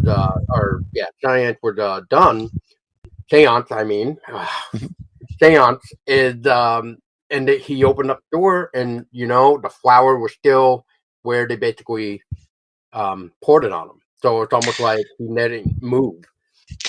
Yeah, well, there's a couple pieces to that. One, I don't remember any specific story about Colonel Olcott doing any sort of powder test on William, but I know that, and also I don't think that they were tied up when they were doing the circles at the seances at the house in the 1870s. Now, prior to that, when they did these exhibitions, yeah, some audience members did some pretty interesting things. You look at like the sketches in Colonel Olcott's book of like the different ways they were tied up, because they would do these exhibitions in public, at these town halls, but they also did some private ones at people's homes. And in the book, you can see, they're like tied to the bed in these weird positions, or they're like tied to a cross, or like they'd have a dowel tied in their mouth to try to prevent like ventriloquism. And there was actually at least one instance where there was an audience member who took some, basically it was called lamp black, and they put it on the instruments in the spirit cabinet with the brothers who were tied up. And they did this trying to catch the Eddy brothers in the act of deception or fraud. And sure enough, in at least one instance, when the doors were closed, the instruments were in there, the music was played, even though the brothers were tied up, and they opened up those doors and they found the lamp black on the hands of the Eddy brothers. So the implication there was that had to be the Eddy's hands who were playing the instruments. So they were kind of thrown out of town on that one. And there's at least one other very similar instance to that I've read as well. So, and Colonel Olcott does address this in his book that, there were times when they were caught like sort of cheating and not being like true mediums, which is interesting because he still believed, at the end of his 3-month visit, the Colonel believed that their materialization circle, he felt that was the real deal. But some of the other stuff, like the other types of circles or seances that they did where they were tied up, he felt that was kind of more tricks, basically illusions. So it's interesting. I always say, well, why would people, if they were caught in the act doing fraudulent mediumship, then a lot of people say, why would people keep going to see them at these exhibitions, or why would they pay money to go stay at their house in Chittenden if they had been caught in the act like 10 years before? And I always say, you know what? It's because they didn't have the internet. I laugh, but I'm being totally serious, because like today, it'd be all over Twitter, like, oh, these fake mediums or whatever, and no one would ever go see them. But even that's not true, because, there are mediums out there today. I won't name any of them, but some of them may not be the real deal, but they're very well known though. And there are people who are very active skeptics who are like going in with fake names to these, like, the mediums will host like big events, like they have their own like TV shows and stuff, but then they'll host like big events at like hotels and charge a lot of money, and people go to see them. And some of these skeptics go in there, in disguise and under different names, and they basically catch the mediums in the act of fakery, absolute fakery. And what's funny is they'll publish this in different magazines like Skeptical Inquirer and stuff like that. People still keep going to them. They still keep watching their TV shows, and they'll still keep calling the 800 number or whatever, and keep dishing out the money, even though that some of these people have been caught in the act of fraud. Well, that's what Now, I'm came. not saying all. I was just gonna say I'm not saying all mediums are frauds. I think there actually might be some real ones out there. I really do, but yeah, who knows? But that's like saying, like, look at the people that watch, WWE. They know it's fake, but they still watch it. It's Yeah. just the entertainment factor, and I think that's why these people do that. It's just the entertainment factor. Yeah, and I think, like even today, just like back then in the 1800s, like people have like a yearning to know what is beyond this life, if anything, right? And I think most people have a hope that there is something beyond this life, and being able to learn more about what that is, or maybe being able to speak to like their deceased loved ones, like maybe there's a message they wish they had been able to say to that person when they were alive, or maybe there's some message they're really hoping they'll get from that person who had died. Yeah, I get it. I've had people in my family who've passed away, and geez, I'd give anything to be able to talk to them again, and I can understand it. And it was that way back in the 1800s, and I think it's still that way today. People are fascinated by the possibility. Exactly. And to quote this newspaper from the Burlington Free Press that was published on Halloween of 1976, there's a part that says they called it the Green Tavern and business Mm. thrived. For a mere $10 a week, guests could have the run of the inn and watch the nightly seances that called up the dead.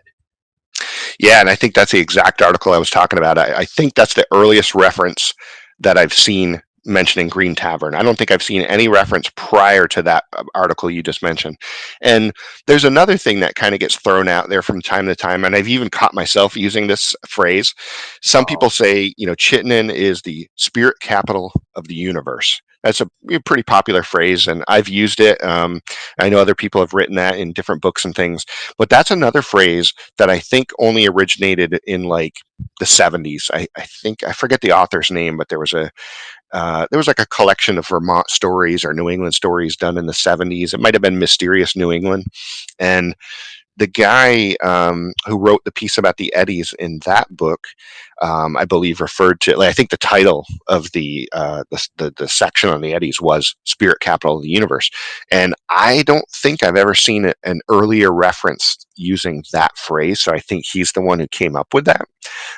But Spirit Veil, that phrase, that goes back to 1873, 1874, and that'll be the title of my second book ooh. someday.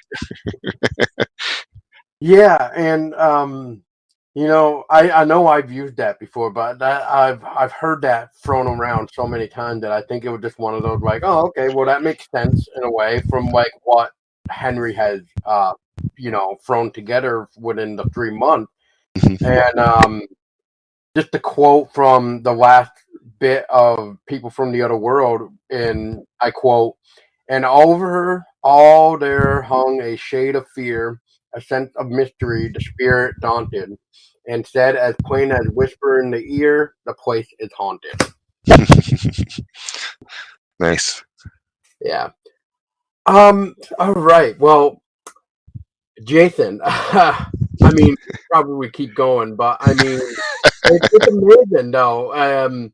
We went into Henry's experience. We went into like the idea of yours and everything, and you know, um, I don't know. I mean, I just feel like there's so much more we can do. So we'll definitely maybe have to come back on, or have you come back on so we can talk more for sure. And I don't know. I mean, this is just always an interesting topic, and I just hope that people enjoyed like what we've also shared. And I just don't know. I mean, is there anything else that you feel like we should add to this before we feel like we need to, you know, I think put a bookmark in place until next.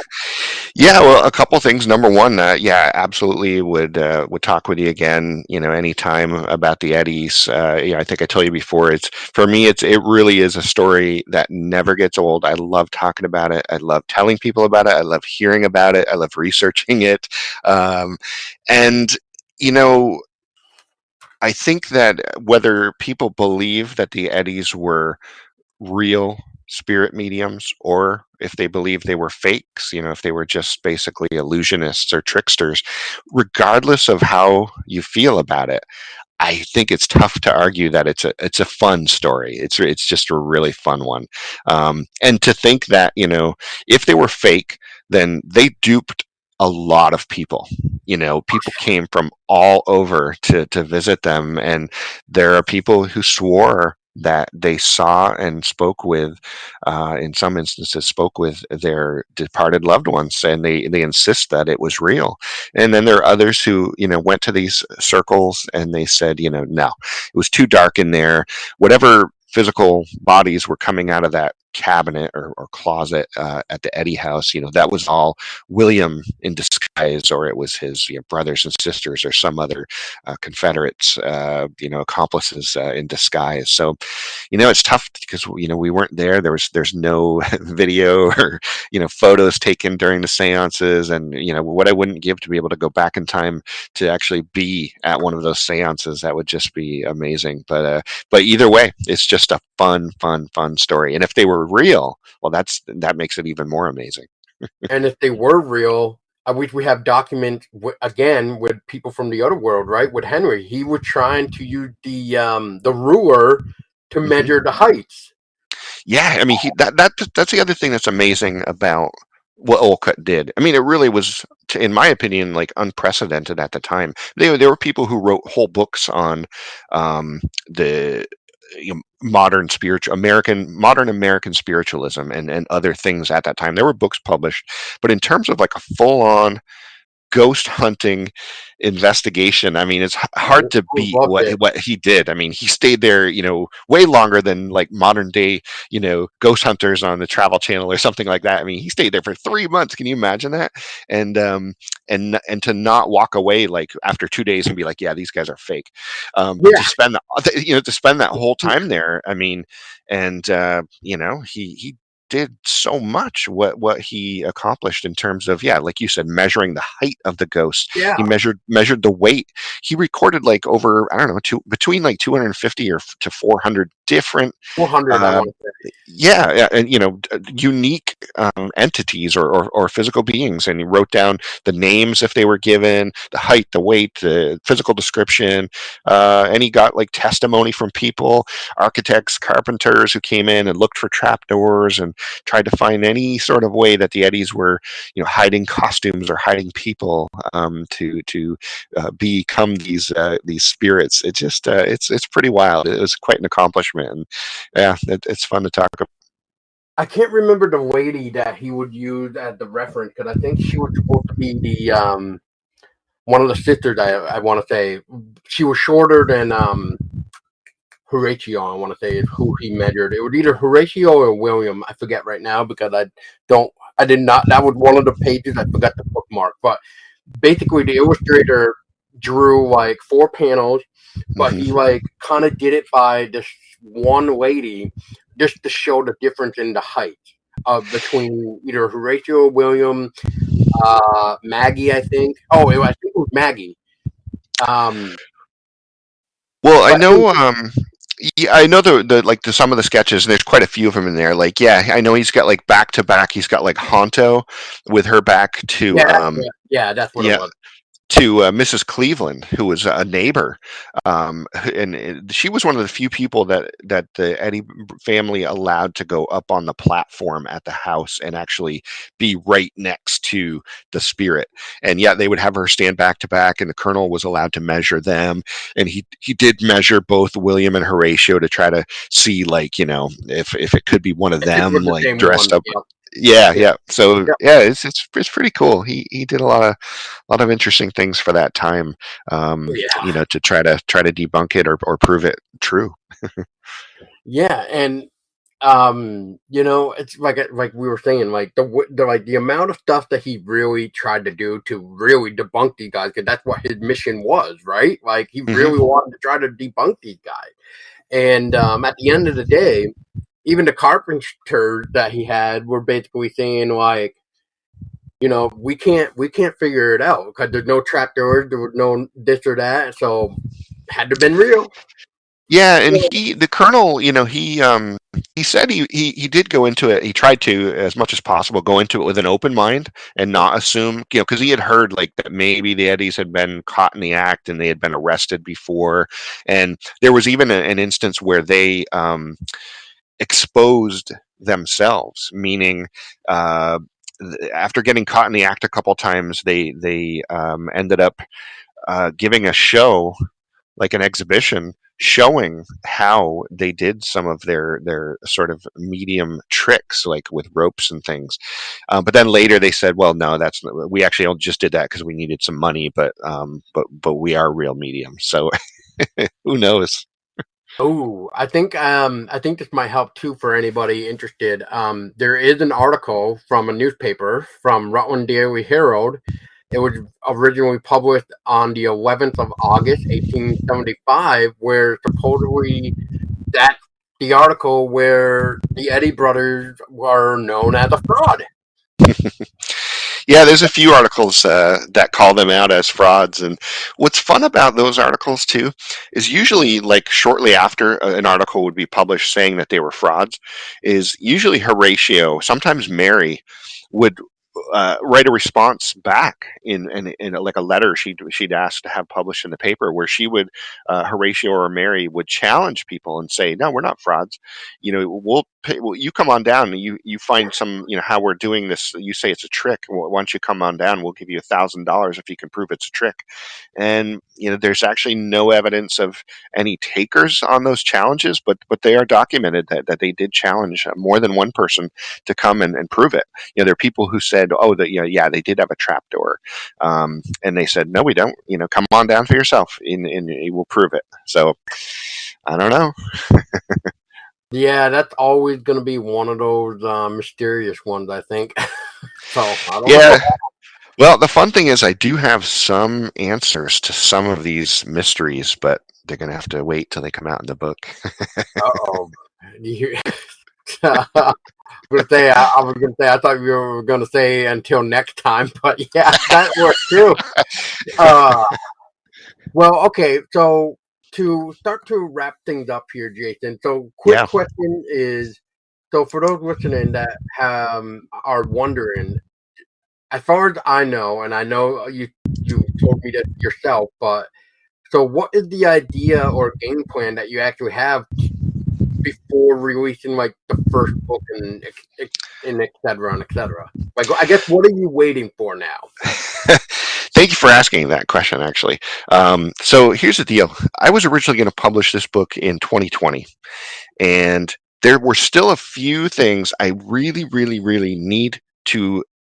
Some places I need to visit in person to get some additional information to fill in a couple holes that I have in the story of the Eddies, and they're really important because here's what I don't want to do. I'm someone who I don't want to publish something, half done, to use a polite term. um, and I feel it would be a disservice to myself first, but also to anyone reading the story if I publish it and then knowing that there's some stuff I still need, that I know is out there. And then I turn around and like 2 years later publish like a second edition, revised, expanded, special edition, now with more footage, you know. And I don't want to do that to people. Like I don't want to like just keep adding on to the story, and then have people like, "Oh man, well, it's too bad you didn't have the information in the first release of that volume." So it's been important to me because there's some essential parts of the story that I know about already, just that have been hinted at in different documentation, and I'm trying to find the missing pieces, basically. And I had really hoped to be able to visit these places in person to get that documentation to because it's not stuff that's available online, the stuff I'm looking for. And the pandemic really killed that for me, not being able to go to some of these places in person. And that was 2 years ago, and only now are things just starting to kind of open back up. And the other piece of it is, when I do publish this thing, it's going to be a big deal, like for me personally, even though I'm not Stephen King. I'm not going to have like some bestseller New York Times type thing, but I want to celebrate it, and I want to do it right.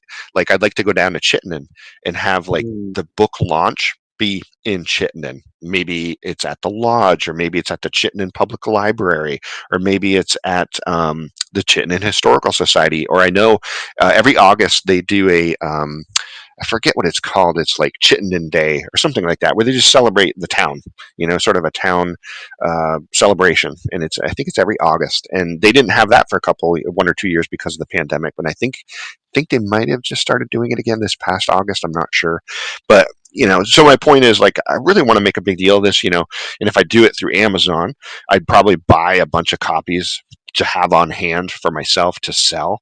And I just bring down boxes of books in the back of my car, set up a little table, and hopefully just celebrate it. And I'd love to do it in Chittenden. Everybody down there, not just the lodge, but the historical society, the library. So many people I've talked to, just with great stories, and just great people.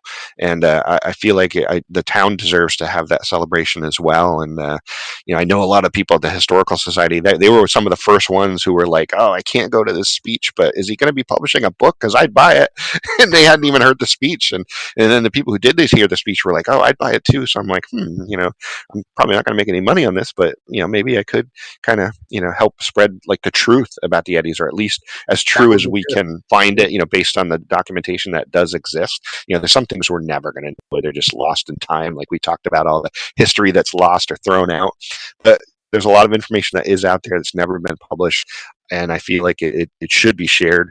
At a minimum, there are modern day descendants of some of the Eddies, not of William and Horatio, but some of their brothers and sisters did have children. And there's descendants today that I've met and talked to and shared stories with. And some of the stories and information I have, they don't even have, like, so some of their own descendants. And I feel like, geez, I feel selfish, like, not at least sharing it with them. So putting it in book format for everyone to enjoy, I think, is like the best way to kind of get the word out there, and get the most accurate word. It kind of goes back to what I said about when I was writing the screenplay, that I wanted the most accurate version of the story. There's plenty of people who have written about the Eddies, but then when I look at where they got their material from, I'm like, you got this from somebody else who didn't get it right. Like they heard a story, but they didn't actually cite it with like a newspaper article or some sort of historical document, like a birth record or whatever. You know what I mean? But Yeah. yeah, I just want to get the word out there and clear up some of the inaccuracies. And there's more to the story. There's so much more that's never been written about. We haven't talked about tonight. There's a lot more to it. Some of the things that were going on that inside that family, separate from all the spirit stuff. There's just a lot of good story. And it's an American story. It's a Vermont story. It needs to be shared with the world. All right, Jason. Well, I appreciate it. And before I give you the last question, since this is a paranormal talk and stuff, and so my question to you is, what is your take on the whole paranormal, or as people would call cryptids and stuff? So, what is your input on how you look at the unknown? Oh boy, how much more time do we have? So, yeah, I could talk about this for a long time, but let me tell you this. I'll tell you two stories, and I have more. I have two stories that are, I guess, they're of interest. Let's just say. So they're the reasons I can't, ever say, oh, I don't believe in the unknown, or these paranormal things. So the first story I'll share with you, and like I have several. They're when I said earlier that I don't think all mediums are frauds. I did talk to a medium once, and it was about my deceased father. But here's the crazy thing: I didn't speak to her. My wife spoke to this medium about something else, and I said to my wife, I said, "Well, I know this is your session with this medium." I said, "But if you have time, see if some message comes through for me from my father, if anything at all." And so she went to this session, and she came back and told me about her experience with the medium. And I said, "Did any message come through from my father? Did you even get a chance to ask?" And she said, "Oh yeah, actually, the medium did say that the tingling that you're getting in the three fingers on your right hand, um, it's not a heart attack. It's an issue with your neck, like specific vertebrae that were, I forget, they weren't aligned properly or something. I forget what it was. But here's the kicker. This was at a time, we weren't like on Facebook. We weren't, this medium, we had no prior contact with her. She didn't have my name. There was no way she could have known who my father was, when he died, and none of that matters. Here's the thing that matters. Because let's say somehow she got my wife's name right from this, because she was actually part of it, like a bigger group of people. Well, let's say she got my wife's name, and then this medium, and then she did some research and found the obituary of me, because this medium had no way of knowing my wife was going to ask for a message from my father. So anyway, long story short, she said, tell Jason that his father says, don't worry about the tingling. And I had been getting this tingling in these three fingers, and I hadn't told anybody, not even my wife. So this medium somehow knew that. Either she has some kind of amazing guesswork and was able to be that specific, or she's psychic and could somehow read my mind through my wife, or she spoke with someone from the other side. I mean, it was too spot on. And for me, I'm pretty much of a skeptic. And so to be that specific, because later I did go to a doctor, and yeah, there were some issues in my neck. I went to a neurologist, and they did some tests, and that was causing the numbness, because I was worried I was like about to have a heart attack or something. Right. And I was younger then too. So it's not like that the medium could have said, this, my wife, she's older, so her husband probably has like some heart issues or something. There's no way she could have even guessed that. It was just that spot on specific. And again, my wife didn't even know I was getting the tingling. So that was, gave me chills. I was like, that's pretty impressive. Now, the other story I'll tell real quick, and this is actually in Joe Citro's most recent book, the new version of the Vermont Ghost Guide, which you just talked about. Now, this is the version with Robert as the illustrator. So I told a story to Joe, and he published it in the book. So one time, my wife and daughter and I were coming back, and I think one of my wife's nephews, we were coming back from Lake George. We had gone to Great Escape. We were driving home. It was late at night. We were coming through Benson and Orwell. It was like Vermont 20A, I think is the road. And it's, again, I don't know what time of night it was, but it was really dark. It was late night. We're driving home. And up ahead, everyone else is asleep in the car, except for me. Thankfully, right? Because I'm driving. And I'm not sleepy at all, though, right? I'm driving, and I see something almost glowing on the side of the road. Now I'm in my lane. This is not to the right of me. This is to the left. So it's on the other side of the road, kind of almost in like the ditch, but it's right along, really close to the road. Something's glowing, luminous. And as I'm driving closer, my lights are shining on this thing. And my first thought is, oh, there's like a dog or something in the road, or right next to the road. But as I get closer, I see that it's a person crawling on the road. And my first thought, after thinking it was a dog, but now realizing this is a person crawling on the side of the road, my next thought is, that guy must be drunk. Like, what is he doing? He's obviously drunk. He's like, can't even walk. He's crawling on the side of the road. Well, the farther I'm driving, I start getting worried. I'm like, wait a minute. There's no cars anywhere near here. There's not like a car parked on the side of the road. There's not a car in the ditch that I know of.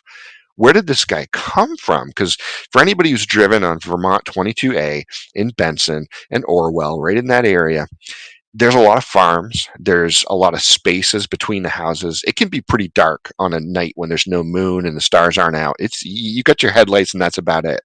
To top all that off, the people who drive on that road can drive really fast, especially some of the big trucks, right? The 18 wheelers, and they're like on my tail. So as I'm driving, I'm starting to get more and more worried. I'm like, oh my God, what if somebody got in an accident and they needed help and it's not a drunk person? I'm like, I got to go back. Um, while this is going on, I realized that my wife had woken up right then and she had seen something. She saw something kind of glowing, but she didn't know what it was because I was like, did you guys just see that? And they were like, I saw something glowing. And the kids in the back saw something.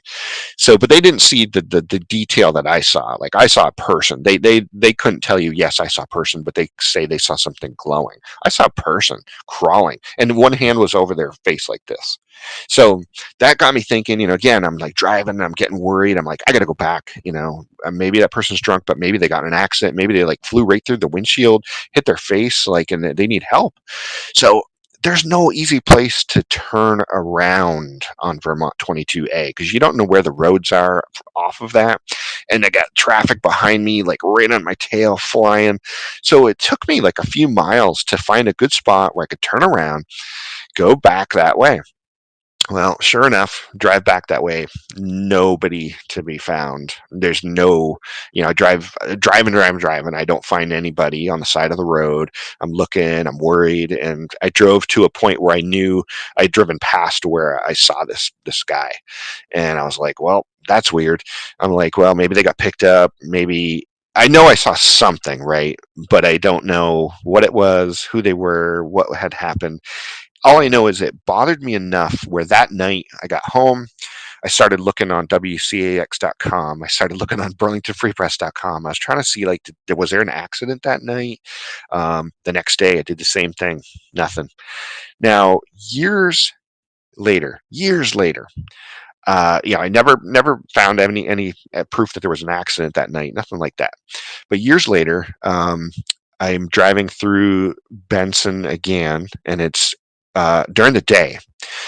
Now, there's a part in Benson as you're driving, on your way, let's say, to New York, and on the right, there's a gravestone right, like on the side of the road. It's so bizarre. There's not a cemetery. There's no graveyard.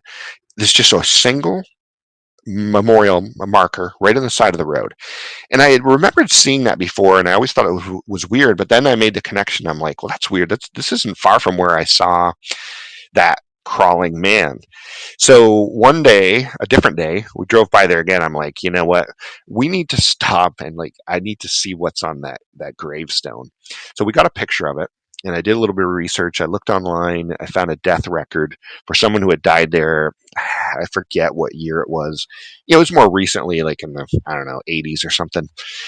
And there's a person who died, and there was a newspaper article, and I saw the death certificate. There's a person who died in a car crash very close to where I saw, not the exact spot, but it was very close to where I saw the crawling man. And I have to wonder if it could possibly be that person who died in the car crash. But I had no knowledge that somebody had died near that spot. Nothing prior to that until I started really digging. And yeah, it was a wild story, and I told it to Joe, and yeah, he put it in his most recent book. And it's funny. I also talked to somebody at one of my speeches I did on the Eddies, and he was from the Benson area, or I think he lived in Orwell. And he was a teacher. When I told that story, he's like, "Oh my God." He's like, that same thing. A friend of mine saw the same thing. So I was like, whoa, okay, maybe there's something to this. Like maybe I've driven by that spot several times in the years since then, never seen it again. But I always hope I will, but I never do. Man, that sounds almost like a residual haunting. Then, I mean, Yeah. it's in itself. So if he was crawling, maybe he was injured so bad that he was trying to crawl to get help. And Yeah. just for people that are listening, so when Jason just said he had his hand like this, so basically imagine yourself putting your hand on your forehead like you're trying to block the sun, and basically that's what Jason was trying to Exactly. Like I couldn't see his face. His hand, the back of his hand was towards me, and his palm of his hand was covering like his eyes, like his whole face. I never saw a face. I just saw a person crawling on their hands and knees with one hand on the face, and yeah, just it was luminous. That was the other weird thing. It wasn't a rainy night, but somehow it seemed more bright than you would expect, like your lights shining on something. It just seemed a little more luminous. So it wasn't see through, but it was bright. It was just weird. And Wow. yeah, every time I drive through Benson and Orwell, I'm always looking back to my wife and my daughter, and I'm like, oh, here's the spot. Get ready, but we never see it. I'm Maybe always try hoping I going, do though. maybe try going under a full moon, and maybe around the time, or maybe around the time in the day that that supposedly the crash happened, you might get lucky. I had that thought actually. I thought to go there on the exact like anniversary of the death and see if maybe I could see it. But yeah, haven't tried that yet. But maybe someday. Yeah, and so I wanna share a story now because you just said Route 22A, and it's just the same area that I'm thinking of. It's the small little town where basically, um, oh God, this is horrible. I can't even remember the year now. It was either 2009, 2010 when the small stream like basically wiped out that town. It like Mm. over flooded and basically like tore through that town. Anyway, so if it's the same town, I do remember Route 22A when I was doing traffic control.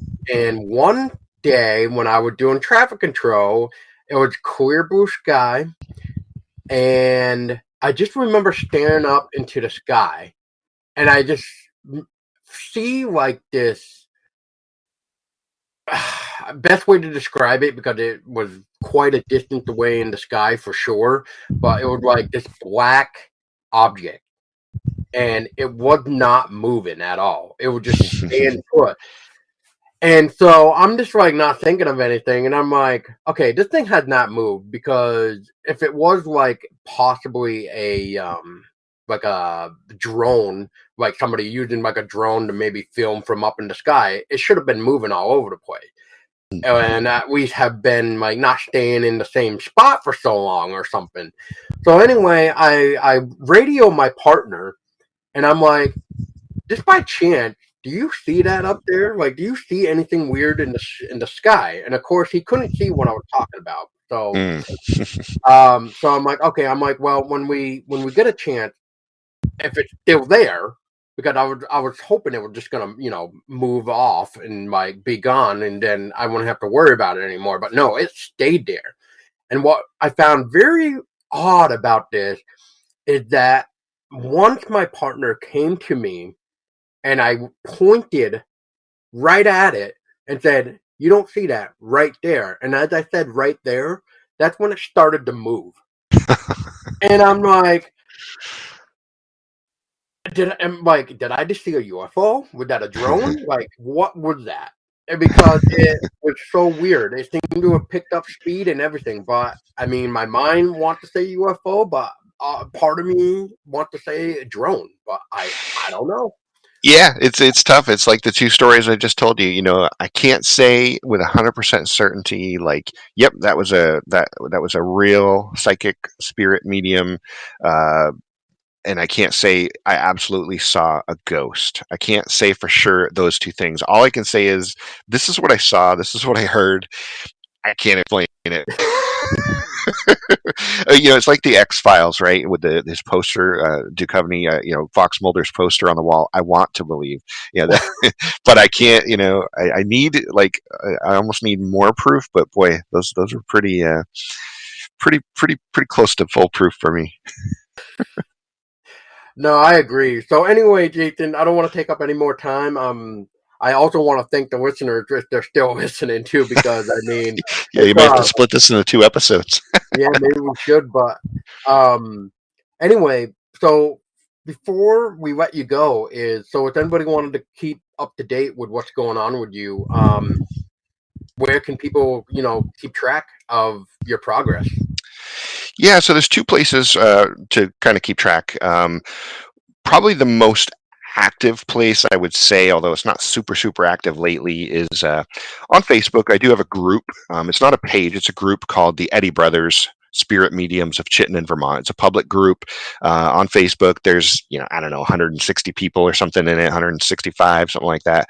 And it gets a little more lively, this group, around Halloween time. So people start thinking about spooky things, and conversation comes up about the Eddies again. Usually I'm doing some sort of speech when we're not in the middle of a pandemic. I'll be doing speeches at libraries and historical societies, so definitely get a lot more active around that time. But people can chime in that group anytime they want to talk about the Eddies. I'm always open to talking about it. So there's that Facebook page. I also have a website. It's just under my name, jasonsmiley.com. That's JASONSMILEY.com. I'm not super great about keeping that page updated. In fact, I think you saw the other day the page was actually down because I hadn't renewed like the security certificate or something. So I went in and fixed that, so you can actually go to the page now and it's live again. But you'll go on there and you'll maybe click on a link, and the page, there might not be anything on a particular page. But I hope to do more with it, as I get closer to releasing the book. I'll try to update the website more frequently. And getting back to your question about when's the book going to come out, what's the plan?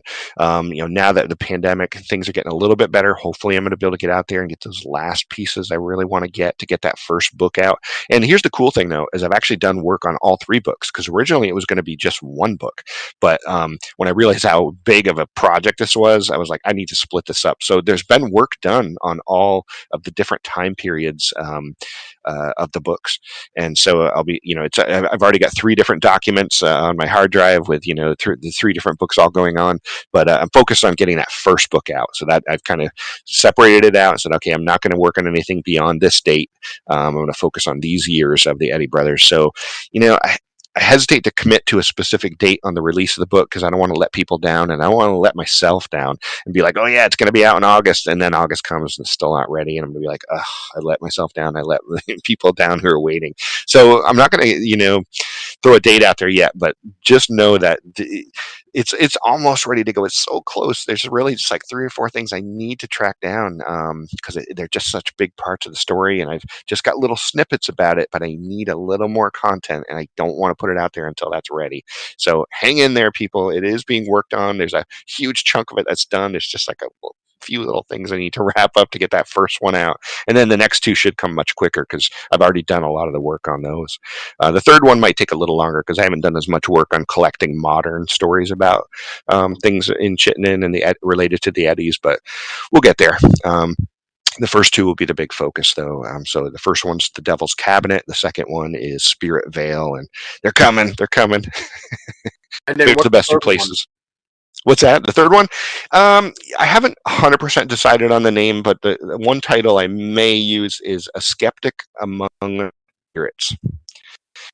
Houdini wrote a book called A Magician Among the Spirits, and there's another book out there called A Southerner Among the Spirits, and I kind of like those names, and I thought it'd be cool.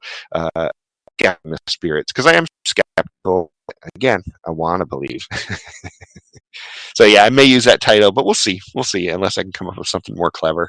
I actually like that. I would stay with that, because a lot of people are skeptic. So it'd be a good way to basically say, well, what do you believe? After reading whatever right. is. And that's kind of the way I'm doing it. Yeah. The material I'm putting into the book of everything. It's a mix of people who believe the Eddies were real, and also people who thought they were fake. So you're going to get both sides of it in both of those first books, and people can make up their own mind. I'm not going to say, well, this is what happened for sure, and anything else is wrong. I think it's open to interpretation, and I've when I do my speeches, sometimes I put all this information out there, and then at the end I'll ask people, so after the story I've told, how many of you believe and how many of you don't believe? And a lot of people don't change their mind. Even if you say, well, the Eddies were caught in the act a couple times, it doesn't sway them. They still think they were real, and that's totally fine. I'm not going to say, like I said before, I'm not going to knock them for believing that, because we've all, many of us at least, have experienced some different things that we just can't explain, and we'll probably never know for sure, because their Eddies are long gone. They're not here to defend themselves. They're not here to say, oh, you don't believe us? Come on down. We'll challenge you. We'll give you $1,000 if you can prove there's a trapdoor into the spirit cabinet. Well, who knows, man? I mean, we could always just go to where they're buried and maybe ask ask a question and maybe get something in a response back in a recording. You never know. Never know. Anyway, Jason, it was a pleasure to talk to you. You And too, Paul. you know, I'll say it again. You're welcome to come back on anytime. And when your books are finally out, we need to definitely discuss them, because I'd love to figure out more stuff. Maybe like give us a taste of, or at least give the listeners a taste of maybe some little juicy details that are not really out in the public that can really maybe be eye opening just a little bit. Definitely, yeah. I'll definitely let you know when we're ready to publish, and we can definitely get back together and chat about it. That'd be fun. Oh, it will be, and it doesn't even feel like we've been talking for 2 hours, to be honest. So, I feel like we've only scratched the surface, not even a little. It's So, true.